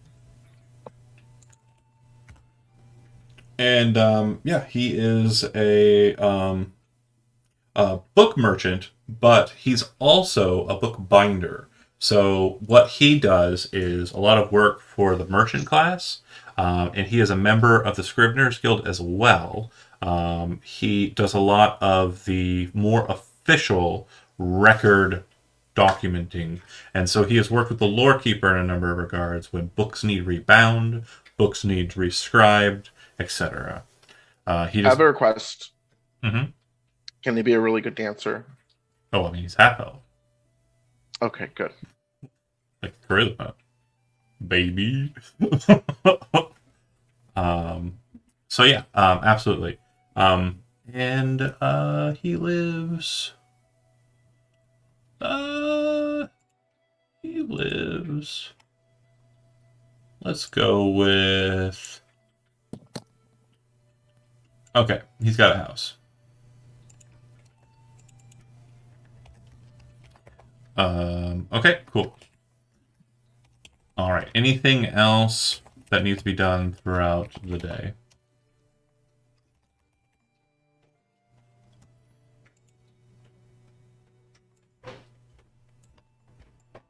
No? I don't think so. Okay. Well, I did not expect much for today, and obviously what I had was shortened by you not rushing off to fight bandits. That's okay, though. Way to play smart. But if you have nothing planned for the rest of the day, we will be maneuvering into the end of the day and into the next day. The day of Dan. Correct. And I will put this to you as an option. I just want to make sure. I don't want to enter into an aspect of the story without everybody, but I'm willing to do so because we have gotten here. But it's complicated to describe without tipping my hand. Never mind. Whatever I was saying right then and there, ignore that. We totally forgot. I it didn't already. even say anything. You said something? What are you talking about? Are we at a cutscene? No. No. We're- I was just saying, like, It's a save point? it's hard for me to describe what is going on without tipping my hand, so I'm not gonna. Okay, so in the morning, the plan is obviously that the captain of the watch and his attendants will be waiting near Vine Manor on the south side, near where the camps of the Abbey folk will be present. Now, those camps are set up quite early in the dawn, or not actually earlier in the morning, like middle of the night kind of time. And Mikhail, you'd be aware that they kind of arrived, and it looks like the majority of the individuals are kind of getting to rest. Whereas another couple are kind of set up around the fire pit, kind of enjoying a repast, some non-timed meal. But yeah, once morning rises, the watch moves down through the Vine Gate, past Vine Manor, to receive the individuals who have come down. And if you recall, that list of guests has already been made known to you. So, if you would like to ask about a specific individual that has been brought down from the mountain, you certainly can. And if not, then they'll just be a lump group.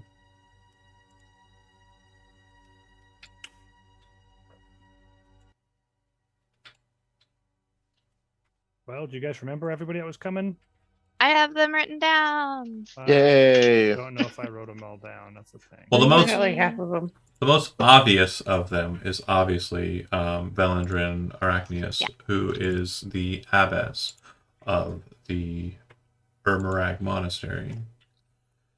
She was to be accompanied by Estrid Shallows, who you've met Mhm. before. Estrid was the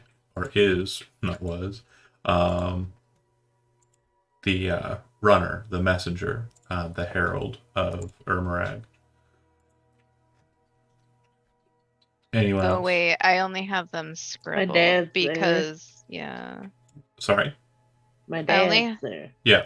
Your father is there, and I do not have art for him yet. Again, a lot of other pieces have kind of risen to the fore, unfortunately, namely for my Friday game, etc., etc. But I will have a doodle of your biological or Oh, non-biological father in short order. And his name is also on my list of notes here, and I am dumb. Romand. Romand. Roman. There's also Roderick. Roderick Ralliard, who you would see as an older gentleman wearing the finery of the church. Distinguished. And Osgar. Ulrich. Some dude named Osgar. Yep, that guy. Who what? Land something. I have Landak and Tiffany. Is that right? I wrote These are land with an F at the end. Because I think you were listening them too fast, and I'm like, I don't even know what. Yeah, Jesus that's said. why they're scribbled, and I think it got lost that I had asked for them to be written out.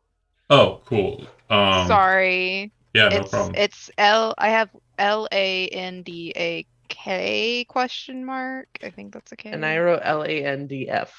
Oh. This isn't the Chaticus Braticus list, is it? Yes. Okay, that's what I wrote down. Okay. And John Tavius. John Davey. That was one of them, wasn't it? I also have Tiffany. I must have I have a Garrett. a You were literally Roderick, just like, and a this person, and this Rodithan. person, and this person, and this person, and we're all just like, Rodithan. what? Hold on, because it sounds like we're romper rooming. I just want to make sure. So Sorry. you had said what, Zach? You got Bradicus, Chaticus, Octavius, Braxis, Kelvin, Plaxis, Gunther, Garrett, Roderick, and Rodithan.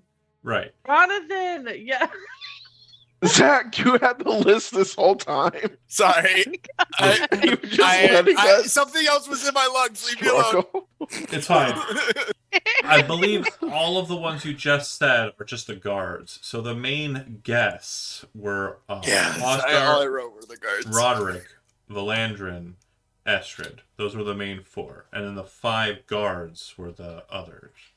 Why do I have Tiffany? Tiffany could have been a Hazel guard. I might have missed Tiffany.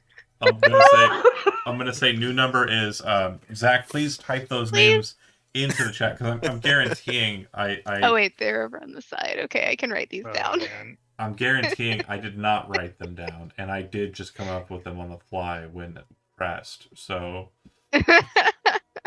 I remember that first session. There was a lot of things that I was like, "Oh shit, they're asking questions." I need to be more prepared. And You're then fine. add Tiffany to that, Zach. But yeah, Got it. the main 5 that are of import would be Oscar, Roderick, Valandrin, Estrid, and Romand. I still don't understand where we got the land people from. You Landau and Landfill. Landic. Don't know. I don't know. I'm very. I'll have to watch the stream back. I think, based on Yeah. everything, and we'll go with what we got for now. But It's yeah. alright. I got the new list. I had just remembered writing some down. regarding the keep, obviously the interior is going to be a scene here, but as I have decided that I haven't found a suitable keep map yet, I'm not going to visualize that as of yet. However, what I do want to ensure here is that the keep section that we have seen will be above the keep section that we are in. The keep section that we are in is directly below ground. It's a very long hauled chamber, like a massive audience chamber, that is more used for either significations of faith, so like marriages would be present here, or benedictions of like, certain tenets. This would also be a place where massive parties are held. This underhall beneath the keep is kind of just a very open chamber, like a meat hall or something like that. And it has its own kitchens and such that are the kitchens that serve the rest of the keep. I don't remember any of these names. Clearly, we didn't either. Bradicus, Chaticus. except for Zach. Those Zach was on top two- of it. I I remember. think I'm just gonna let Chad into this game and let him play Chaticus. Oh my I god. I don't know what he does, but I can't wait to see. That being said, they arrive. They are taken into the keep. And they are led into the main hall where everything has been made ready. Evangeline. Now, when I say everything has been made ready, I know you have taken notes. I know you have put it to paper and mentioned back and forth. But imagine the chamber as it is, and I kind of want you to set the scene for me and tell me, either as a group or just as the matriarch, what you imagine this space to look like. This opulent hall for feast. I feel like there's some use of like mirrors to kind of make the light brighter. I know we have magic, but like Love a Versailles moment. yeah. And it kind of also makes it seem just like a little bit wider and more open. I feel like there would also be like murals or mosaics of like kind of outdoor scenes, so kind of like archways with vines and whatnot in between the mirrors, perhaps just different scenes of like courtyard whatever. Probably plants of some sort, I would assume. What do you think? Probably grapevine, like Yeah, story. definitely grapevine like motifs. And then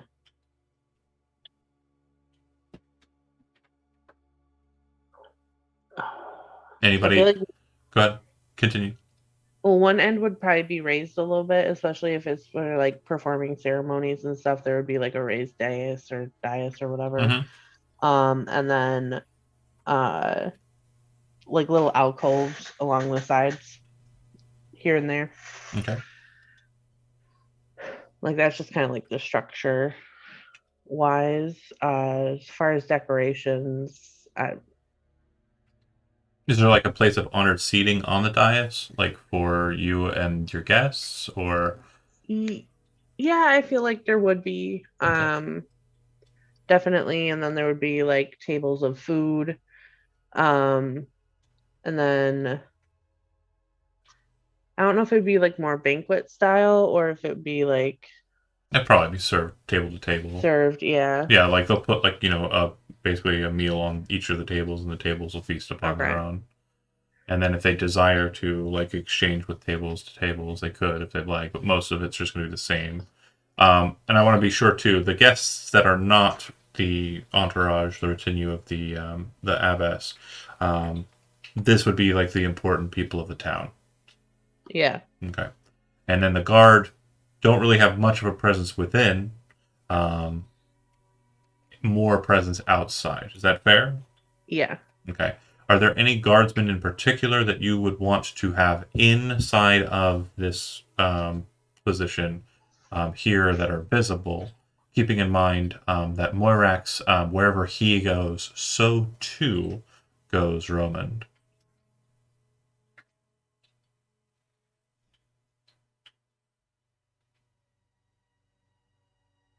Roman is Uh, Evangeline's father, right? Correct. Well, yes. Yeah. So You will note that Lieutenant Rook was a very capable guardsman. yeah, he would. I would definitely like. He would be on the top, like the short list for that, and then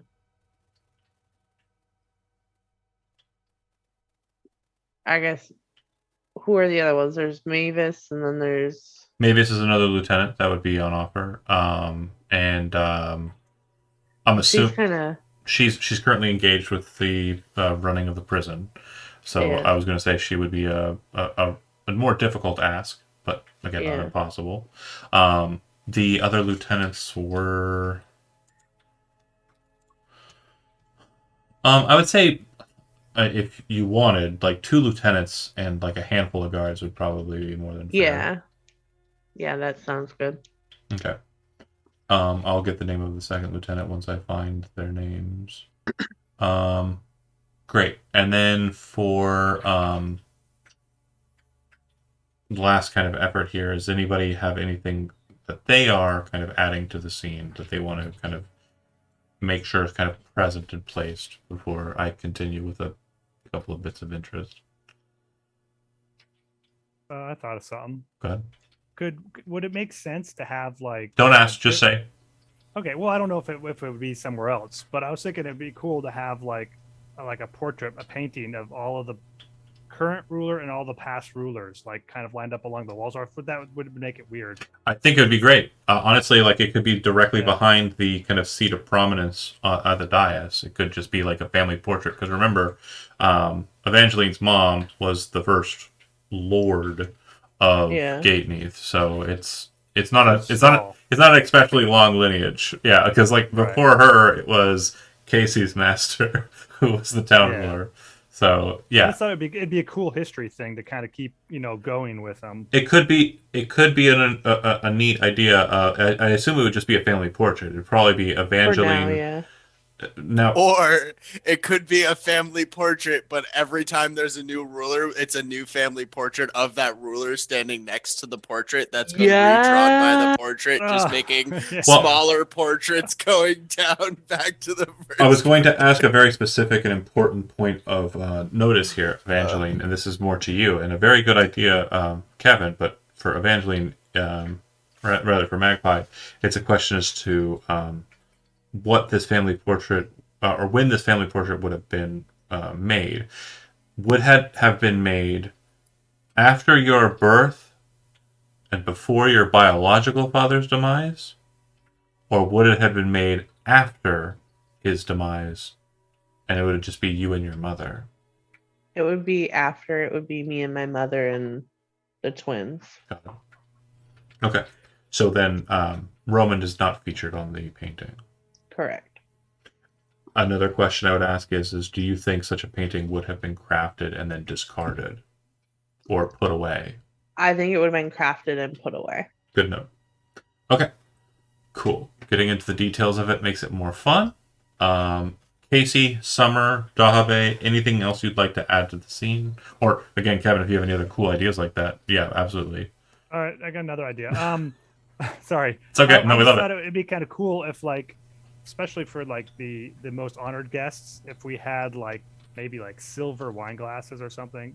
You know what I mean? Because that would be pretty cool. It's like get the silver, this good silverware. out, You I would don't know that Rilke would have tried to push for her glassware to be seen everywhere, especially in the seats of prominence. So if you were Ah. in kind of cahoots with her, she would have expressed, I would like it to be glass. But the McHale's family might have these kind of honorific silver chalices that you discuss. It's entirely up to you. Do you want it to be the silver, or do you wish to honor?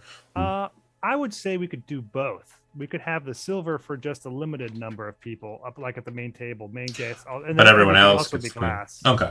So Yeah. obviously this is seen as a slight, a small, but obviously someone who is petty would note it as a slight, as the places of honor are being given something that the other unwashed masses, if you will, aren't being given. And it's not her fancy Well, now that glass. you say it like that, Too late, you've already made that your really decision. ruins it. I'm just letting you know the repercussions Yeah. prior. Continuing. Any other cool ideas? Summer, Dahabe, Casey, Mikhail, Evangeline, anybody? Just want to make sure the I think scene we- is built. We do want also, I think, like musical accompaniment to The dinner. Entertainers Guild is present. Yeah. And So I want to express how the hall is kind of formed in my mind and make sure you are aware of it as well. So this isn't like a 10-foot ceiling we're talking about here. We're talking about, it's not just like a basement. We're talking about a good 40-foot high ceiling with kind of like a really neat architecture regarding its kind of structural integrity. Very similar to the domed features present on the exterior of the keep.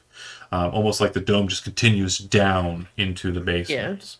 About 20 feet, 15, 20 feet off of the ground, so above the mirrors and paintings, is a balcony, which has access points near the kitchens that go up to these spaces. And the minstrels would be kind of up and about there, playing their instruments therein. You'd have your kind of entourage bands kind of near and towards one another. And once one got tired, they'd basically pass the baton off to the next band that would play. And then inside of the space below, to keep an elegance to the serving, there are servers who are present, but they are led by an entertainer who would be a dancer, who would basically serve, and then once the mood lightened, would be there to kind of help elucidate kind of a dancing vibe amidst the guests. That fair? Any I love it. additions? perfect. Any additions to that? Or addendums? I No? think I'm good. Okay. This is like early in the morning. It starts early, it goes throughout the day. That's how we party. Right. I'm just wondering, is this before our morning meditation or is this So, after our it's morning meditation? The Day of Dan, and what you'll note is that prayer has been, due to the fact that this is being regarded as a holy endeavor by the Church of Atavius or the Abbess, they have not gone through any kind of rituals or rites before entering into this space. So it's entirely up to you how you wish to rule your church, but I will let you know that the Atavian Church has foregone normal rites and rituals because this will serve as mass for them. Fair.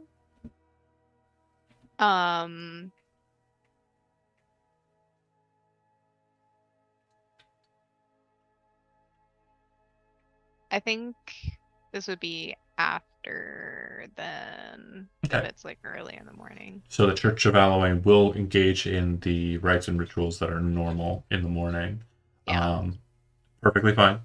So you will note Dahave, probably the one who's kind of mainstream, like the one running the show.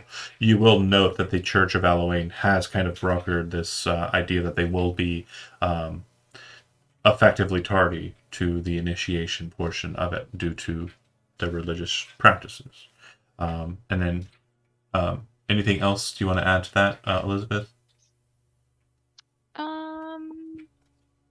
Definitely a solid question, by the way. Yeah, I mean, it's something a you gotta holy think about. day. Yeah, it's a holy day, and I know that they're a different church, but Well, every single one of the Warring Triumvirate churches still has the same, this is the day that's important. right. I just didn't know if like they were going to be joining us No. because everyone is welcome at the temple. And you would know that this isn't a slight. It's just, Right. well, unless you want to take it as such, You would note it as being kind of they are allowing for anything to kind of envelop them in their holy day. That's fair. Go ahead. Could Jisha. we have service at the church? I mean, at the church. At the temple? At the No. G. Yeah, is that too gross? So That is kind of gross. Okay, never mind. I It's don't want to giving- force it on them. Well, They're it's welcome giving to join. it's giving like Joel Osteen vibes. So no, I don't know. what I would say, Oh no. what I would We're say, not asking them for their money. what I would say from kind of like just a interfaith kind of positioning here. They're called the Warring Triumvirate for a reason. So Yeah. they typically don't.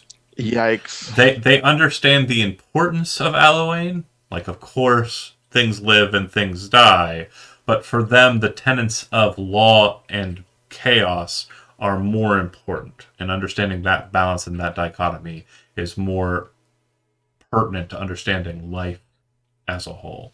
Life isn't important without stricture. Life isn't important without the chaos that forms it in their mind. Whereas life So is they in would- its own right worth worshipping to Eloane. Yeah.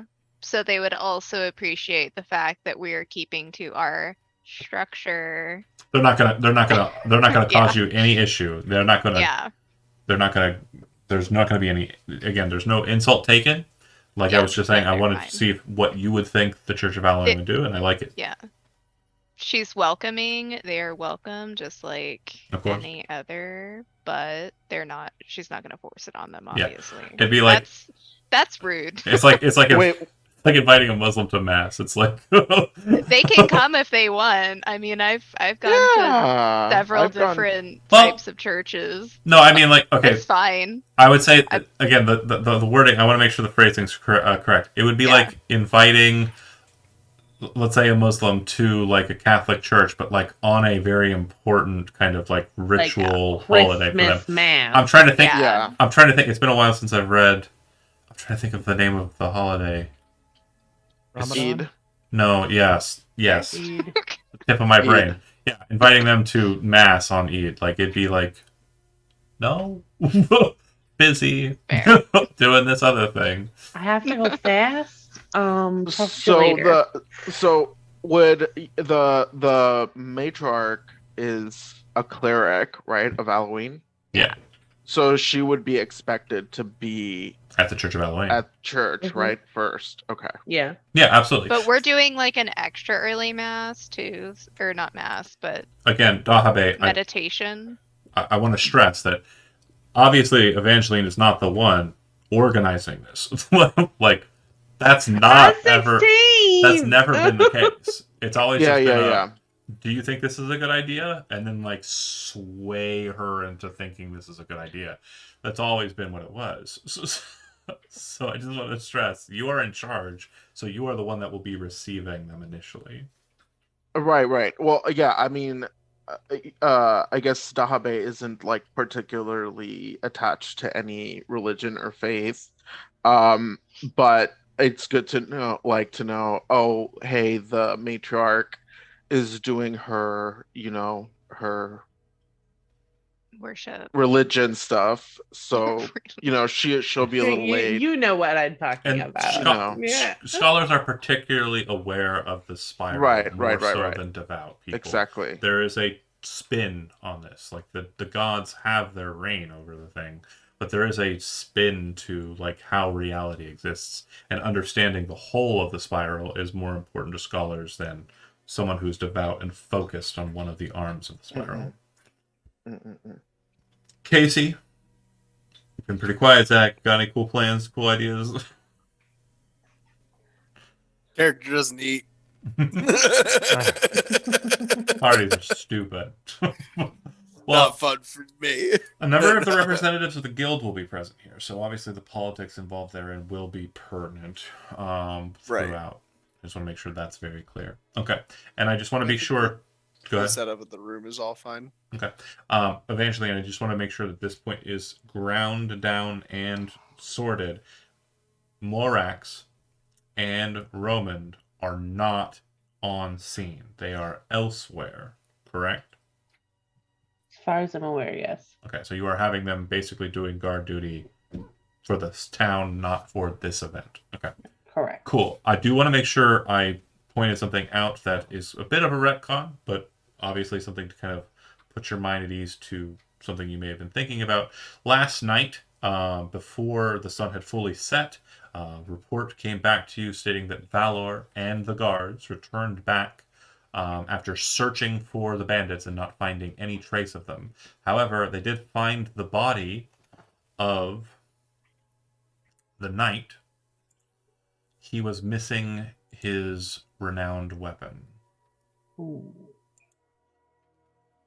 known as the Bracken Torch. Bracken Torch. The Bracken Torch is an adamantine sword with branched blade, and when he activated it with a command word, the branches of the sword would burst into kind of a ghost light. It was a flaming sword, Ooh. and seen as a holy relic in the region. Sir Devalio Ernst von Belar Mazgoth, wielder of Bracken Torch, keeper of the peace in the fens and the fields, hero of Phallus, knight errant of the barony, and agent honorary of the conglomerate, was knighted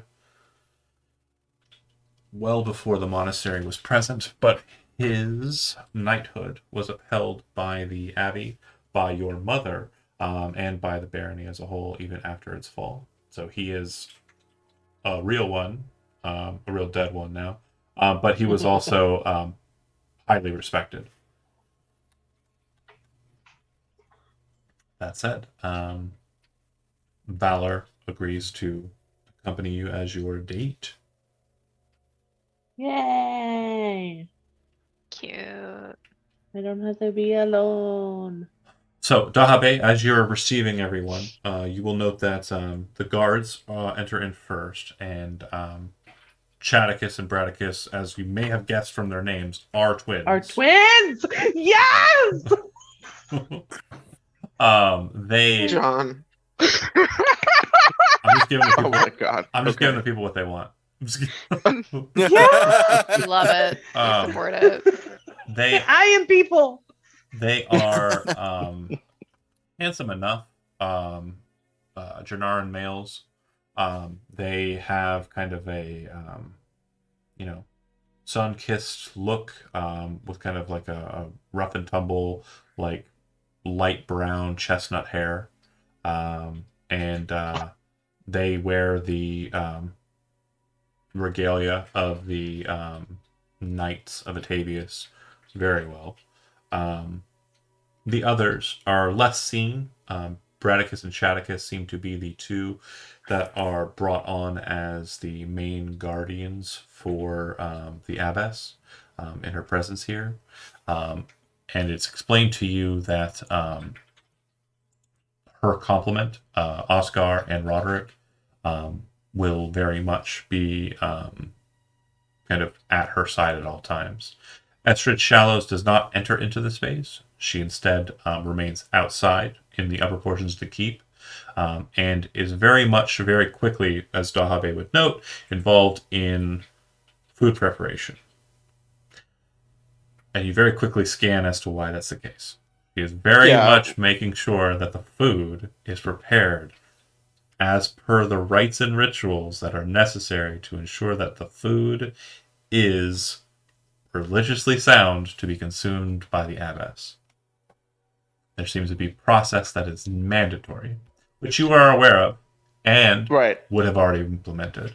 So she is basically just doing effectively a summer in micromanaging and attempting to kind of rise to an importance that's not necessary. Valandrin, Arachnius will take a position to the side of the seat of prominence, and to her side, her date, would be Roderick. Oscar, Bradicus, and Chaticus don't take seats. Instead, they kind of move to positions of ensuring kind of a defense of her. And there was one guest I forgot to put down. The Cellarer was supposed to be here as well. Bear with me here. Got to check my notes. I did say the Cellarer was going to be here. Mhm. I remember her being Was that So here. Tiffany? It was Tiffany. Is that? I think that might be Tiffany. Hold on a second. Oh, I don't. I have to erase the cross out that I did for Tiffany. Oh my god, hold on. Oh my god, hold on.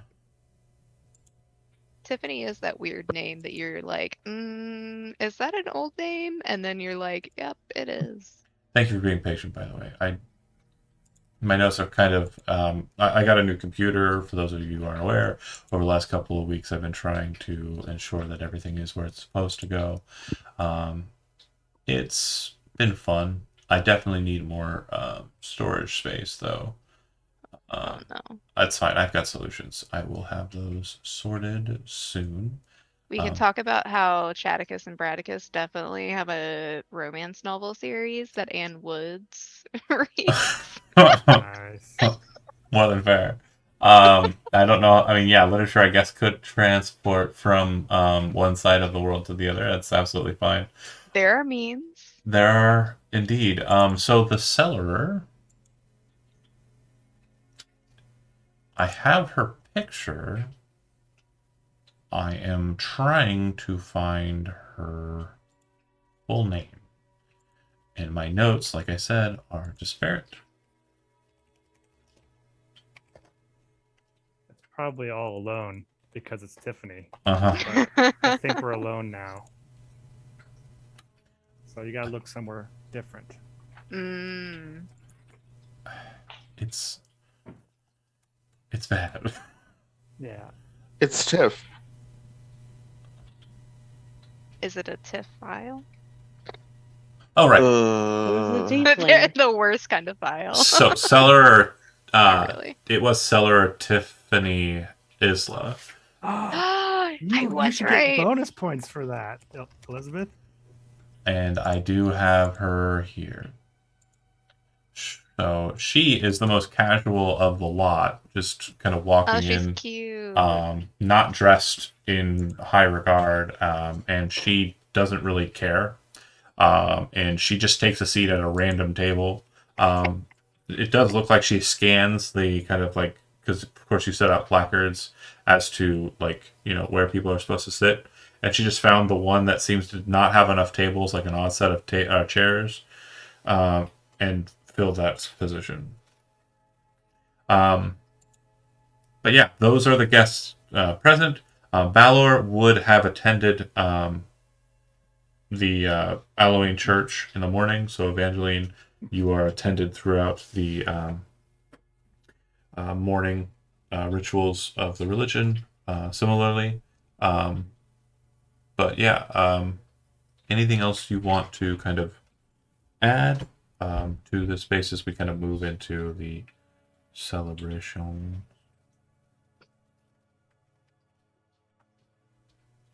Nothing. Could you remind me what she's selling? Cellarer. That means she is the person who deals with the booze. Seller. Gosh. Yep. See? Seller with a C. Yeah. I guess so. So you would know a couple of things here regarding that. It's super important. The mountain has a very special kind of berry known as a red drake berry, and they make ales from this. Sometimes they make more potent spirits from red drake berries. They will trade in kind for wine, because wine is more an object of sacramental nature, whereas ale is more or less just something that they kind of utilize to keep morale up amongst their knights. I'm gonna need the info on that for something else. Huh? Nothing. It's I like, need Gordon needs the info for that. Oh, the red drakes. Regional, only place to find them. It's so far away. They do also have a trade cycle through you. There is a place to the south of here called the Isles of Jidden, Jidden, that have very potent honeys that they utilize to create mead. The bees in those isles are kind of, due to the nature of where they're located, very much local on those isles. But yeah, the only place that the mead that they create can be crafted.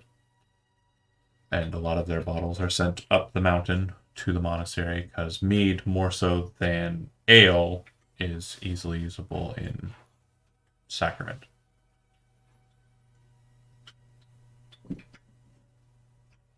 Any questions regarding any of the things that have been said?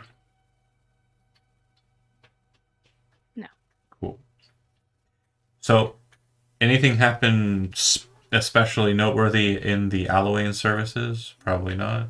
Just normal. Yeah, just normal. Unless there's any like juicy goss going on, but juicy goss. No, nothing like I that. like that. then we're good. Valor attends Evangeline and will take her to the keep. Summer, are you attended by anybody? I don't think so. You not bring a date? God damn it, Oh. Summer. I mean, she bring her husband. You bring your Oh. husband? Yeah. All right. And then, He comes along sometimes. Mikhail, you would have arrived early. I'm assuming you probably didn't go to the temple. And you would have brought your date as well. Actually, she would have probably arrived of her own volition. But Miss Greenbottle is on the scene. And yeah, everything's set out. And I would say that Mikhail, as a guild master, you would have a place at a table. You would not have a position at the seat up above. Summer, as the priestess, you would be allowed to seat yourself on the dais. Dahave, you and yours would be able to be seated on the dais as well. Casey, kind of twofold actually, due to your position in governance as mayor, you do have an opportunity to sit at the dais, but you'd also have a position available to you at a table in the throng. It's entirely up to you which of those two you'd like to yield. I imagine they they have a seat at the head, but would often leave to mingle because it's harder to mingle at the head table. Yeah, very Does much. that make sense? Yeah, I agree. So yeah, you would basically be a wanderer, but Right, but with a dedicated seat At the front. that okay. table. And Moirax would not be on scene. Okay, so as the proceedings begin, this would be before the Church of Allowane gets out, so Summer and Evangeline and the company would still be out at this point. But the abbess would say loudly, once people have all kind of come to take seats, and there are some guild masters who are missing as well because they are also at the Church of or Temple of Allowane. But she says to the group that has arrived, loudly, seems to be using some sort of spellcraft to augment her voice to speak loudly through the hall. She would say, "Thank you for attending me. I know that the practices of the temple here have prohibited the matriarch of this town from seeing me and seeing us early at this point. And may the moon shine over them eternally and grant them the blessing of life and of joy. I have come here today with purpose. I wish to express our unity, the matriarch, Evangeline Boivin. I did it wrong again, didn't I? I'm French. I should be able to do this. I can't do it. And I wish to express an interest in ensuring that the town of Gateneath once again reconnects with the other towns outside of your borders, to ensure the stability that was once provided by the barony is reconfirmed. It is my understanding that representatives from Scoria wish to attend this meeting, and that they have arrived here in the town but recently. I do not know if the matriarch has invited them to this party, nor do I care if she did. But I will not treat with them. For what they have done is a disturbance to the balance, the order presented by the barony of Ulamar, and by proxy, the great nation of Jernars. I do not wish this to seem foreboding. I wish for us to understand this as a rally. If the Denisatans wish to splinter us further, they will have to get far deeper than simply ousting the leadership of the capital of Ulamar. And they will have to fight us at our doorsteps.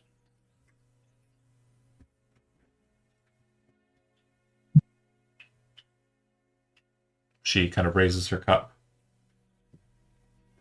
in a toast. Seems like the people who are with her immediately kind of move to honor that. Mikhail, do you raise your glass to this strange announcement? Well, I'm kind of confused. So what she is insinuating or what she's saying is that maybe those fleas that we saw were people that we had invited? The writers would have been people The that riders? were coming here to seek an invitation to this party. Oh, okay. But would I know if they were invited by the matriarch? You would not. I would not. Okay. There was no mention of it. Dahave is not too far from, or you're actually down in the table, so yeah. I think I would go to raise my glasses. Everybody like in the area look like they're going to raise their glasses, or is everybody not raising them? Brilka's confused and kind of looking to you like she kind of needs answers, and she kind of thinks that you might have them since your proximity as magnate of the town might afford more information. But she then very quickly seeing you raise the glass will kind of mirror that. Yeah, I mean, I don't want to be rude, but I think I have to address the issue. You'll note that other guild masters will kind of raise their cups once you and Rilka have done so, kind of taking your lead. All right. Yeah, I don't want to be rude to her, but Absolutely. I think I kind of want to address this situation as what exactly is she talking about, because I didn't know anything about that. Absolutely. Do you feel that that would be something you'd want to do now before the matriarch arrives, or would you feel that that would be something you'd want to address once she has arrived? I think I'd want to address it. Would want to whisper something to the matriarch or She's not here yet. Remember, the church hasn't set out, so Summer and Evangeline are not back yet. Yeah, or maybe Dabe. Okay. Maybe to one of those two. Yeah, I just want to go along with it. I don't want to like offend anyone. Okay. So I will note that you can still use your calling stones present because you are in the town, and you can effectively whisper to anybody in the room that you'd want. But it is very noticeable that you are on the phone. So, I hate when somebody calls when you're in church. so I will say that would be something that might be looked at as kind of like a slight or chagrin. Yeah, I don't want to do that. It's entirely up to you. Or you just walk over to Dabe and ask her directly. Like, it's entirely up how you want to do it.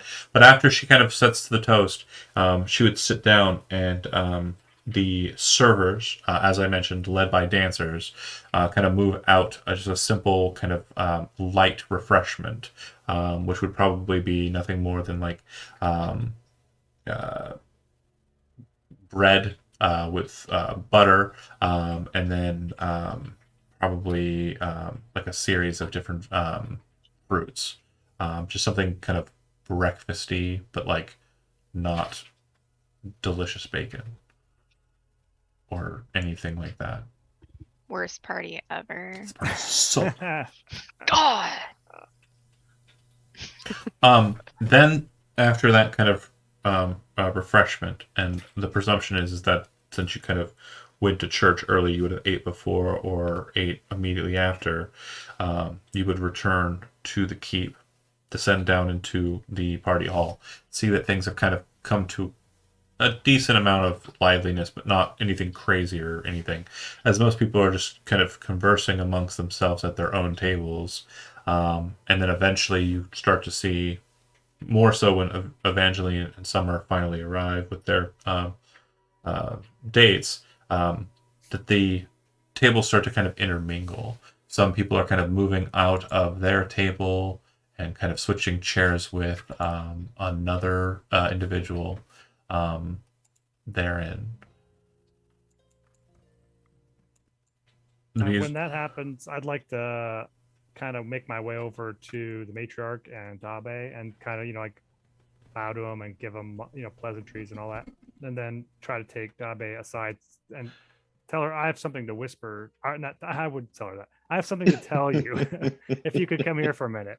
Let me whisper at you. Let me whisper something to you. That sounds really weird. So Evangeline, upon entering in, will kind of be like spoken to directly Announced? by the of course, and then the abbess will immediately kind of move to speak to her up at their chair. So Evangeline's seat is kind of towards the center, and on her right side would be her date, and then to her left would be the abbess, and to the left of the abbess would be the abbess's date.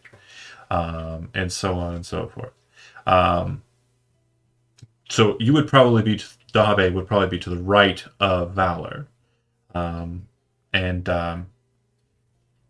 Mikhail comes up to the dais, speaks to you directly at the front, and then you kind of move to the side, all the way to the end of the table and speak there.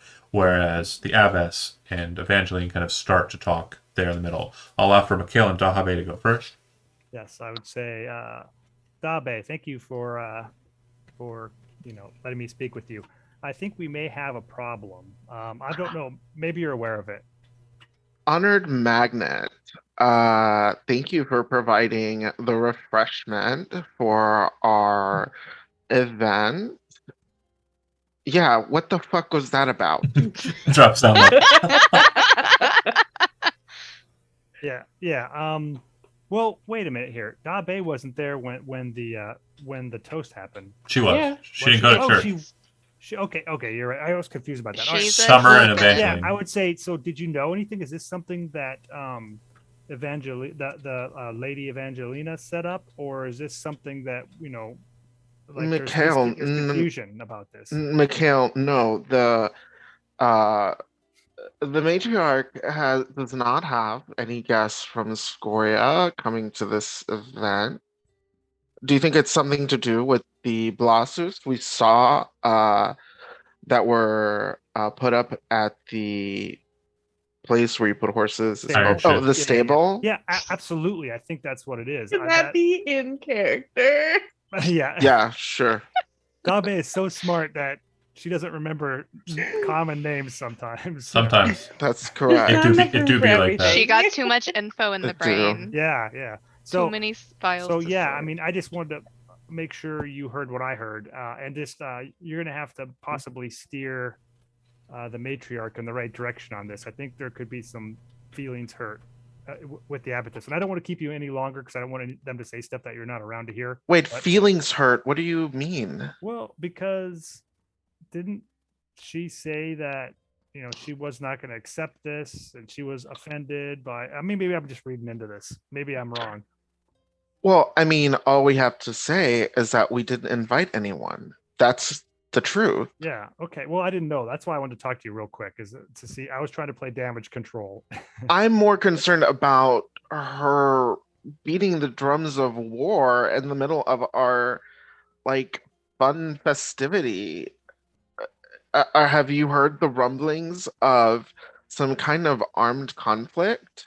Well, can I step out 1 second? Because in my knowledge of the Abatis, because I've been around a while, would I have known her to be somebody who's very dramatic, or is she pretty much to the point? She's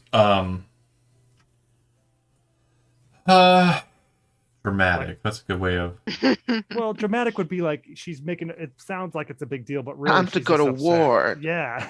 So I would kick your It, ass. it sounded more like she definitely is someone who uses her language kind of to the point. She's not one who kind of beats around the bush regarding certain matters. She's very direct. Atavian priests are usually. There isn't much flippancy if they're kind of law focused. And if they're chaos focused, they're riddle speakers. But she is very much direct. She is an order bringer through and through. So yeah, if she's saying something, she means it. Okay. So yeah, she seems like she's drawing a line in the sand. yeah. If you had to venture a guess on her meaning. So I would say that Dabe, I would say this. Yeah, I think she's drawing a line in the sand, and I just want to make sure that you and I were both aware of this, and like, you have to get back to the matriarch and make sure that if anything happens, you're there to kind of like intercede and on our town's behalf, because it did sound like she was serious about what she said. But I don't want to keep you any longer because I don't want anything to be said while we're talking. So I'm going to go. All right. Thank All you. right. Meanwhile, so as you kind of step up onto the dais and kind of move, you see that Dahabe and Mikhail kind of move aside, and the abbess kind of moves to you and says, "Matriarch Evangeline," kind of like offers to take your hand, holds it for a second, says a very light prayer, very quickly, just a couple words, and then she says, "You understand you have taken a position of importance, more so now that we have come to understand that representatives of the Denisantvan people have made their way to speak to towns within the region, correct?" Absolutely. I want to stress the matter of my coming here as quickly as possible so that we can understand it and move past it to enjoy the rest of this engagement. I need you to understand that Gateneath will be tested in time. The Denisatvan people make efforts easterly from Ulamar's capital. If they come to this place, they will learn of the riches present in Ur-Marag, and they will seek them. Knowing this, your gates will need to hold strong. And I will do everything in my power to assist you in this. But you will be tested. I wish to ask you, do you feel that you are ready for this responsibility? If you are not, I have a means to ensure that you are well looked after and helped in this regard.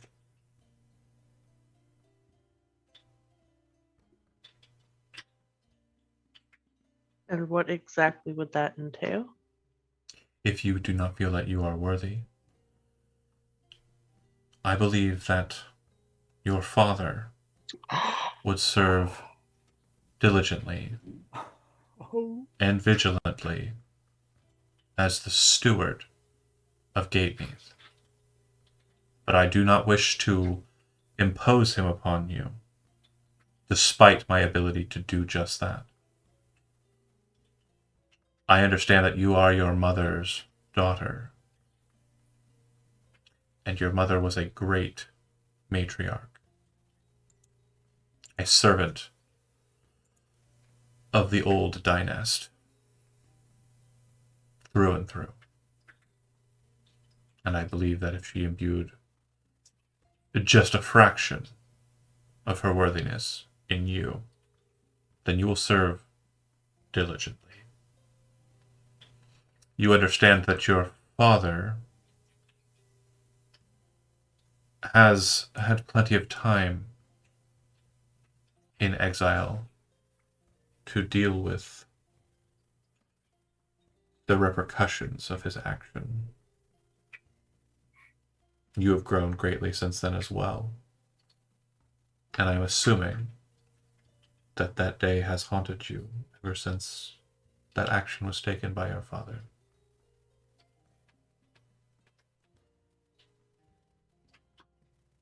But I understand that you've thought about it enough to change the paintings. And also enough to make sure that your captain of the watch and him were not here watching you. Instead, you are being watched by... Kind of looks over to Rook and the other lieutenant.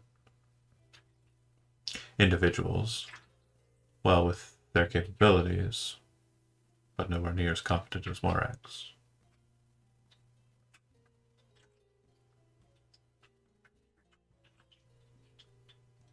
Do you think you are ready?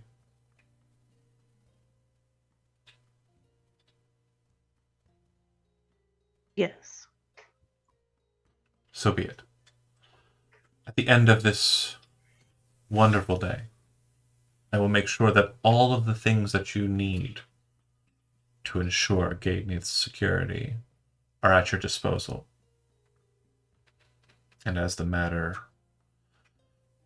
of your father seems to still trouble you, I will not force his guidance, assistance, or capable hands upon the town of Gateneath. Instead, I will ensure that he continues to maintain an ordered structure over my knights.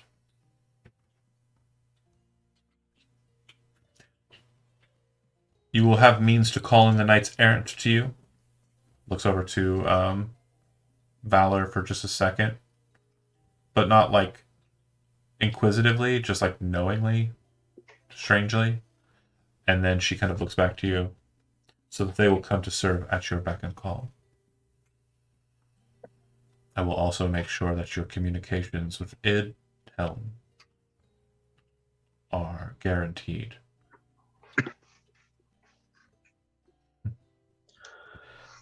It will be a test, to be sure. About this time, Dave, you stop speaking to Michaela and have kind of moved back over. And you hear her say, it will be a test of your capabilities, to be sure. But as I can see from the council you formed around you, you have very capable eyes and ears. And mouths to speak truth. Dahabe's here. And mouths Yeah. to speak truth to your power. Come. And she gestures towards the table and starts to move to sit. Just stands there for a second staring. And then goes to sit. Valor was in earshot that whole time. And he kind of leans in and he says, great honor, to be sure. Everyone kind of seems to be muttering about Casey, and you're listening to everyone. They're very much kind of speculating on her initial greeting and toast. Many of them seem to be very confused. Is it concern or is it just like Mostly, a mostly concerned. The person who you notice seems to be the most kind of downtrodden of the lot is Belgeth Noldos, who is just absolutely just a shell of a man. Like, he is absolutely just distraught. You would note that he is one of the only people you've seen that's come into this space without a date. Also. Mhm. Awkward. Wife was busy. Super awkward. God damn, dude. That bit, Oh. right? Savage. Life was busy, this motherfucker. But any other questions about the throng or the grouping of guildmasters, rather? There are other honored guests about too, and since you probably would have been the one affording the guests,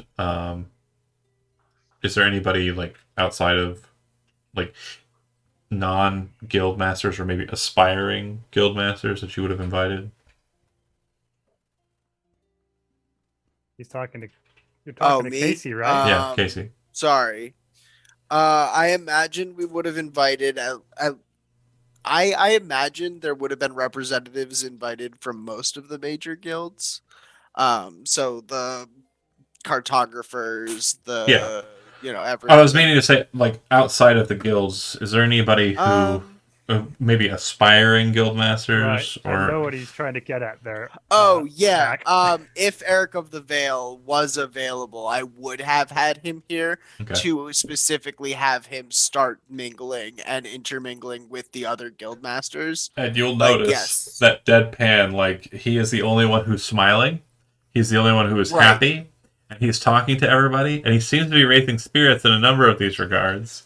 But He's giving them something else to think about, which He- is something better than nothing. he doesn't but yeah. seem to understand the gravity of what she said. Like, Right. he doesn't get it. Like, it's not something that's tracking for him. But a lot of the older guild masters very much understand. Whoa. Yeah. Right. We know we were built for a reason, and it sounds like that reason is about to be a thing. Like, the reason why this place has fortified walls. Yeah. Okay, very cool, very cool. Summer, you're at the table, with everybody else, the honored folk. You see Casey milling about, talking to people and listening in.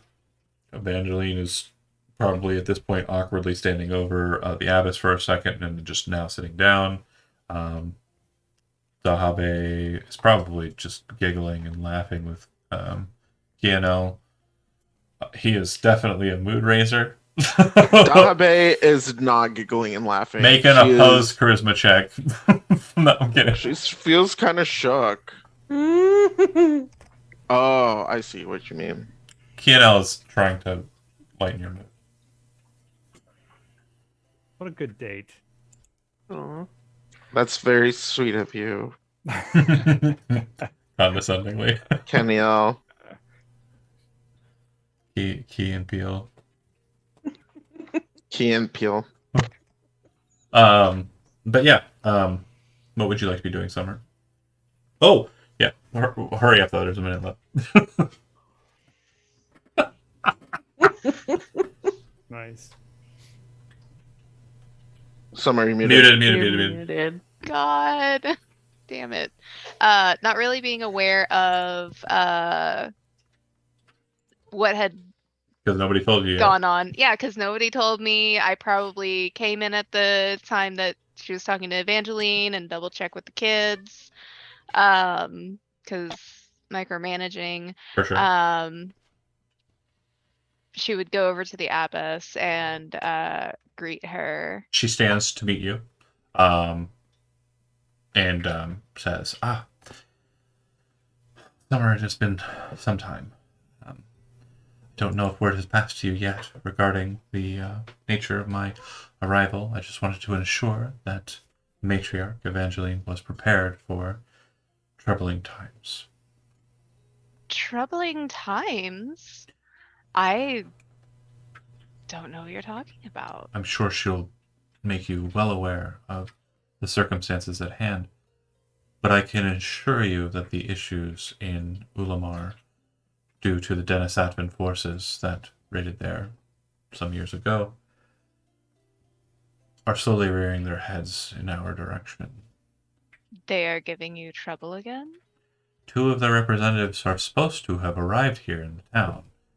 I haven't asked directly, looking to Evangeline, because she's not too far away from you. Because again, Summer came to her, so we're kind of talking next to you, Evangeline. She says, I don't know if you have received them or not, but based on their lack of presence here, I assume you did not. Absolutely not. Daha Bay in the wasn't background, like, no, we did not. Yeah. No. I wasn't aware that Absolutely not. they were to arrive. I'm gonna I cut. usually know this. I'm gonna cut the scene here. Now, what would have happened had Chris been here? Chris's dialogue with Roman would have happened somewhere in the mix, and then I would have cut to this scene as Yeah. they are patrolling around the area, keeping an eye near the mayor's office and the houses therein, knowing well that the underground might have been, accessed at some point, and perhaps been a problem. They pass by the gallows. Hanging from the gallows are two strangers. And with that, we'll end the session. See you next time. Oh, Picking up next Tuesday. We got to Talk use to you then. it! Stranger God Things. damn it, Magpie.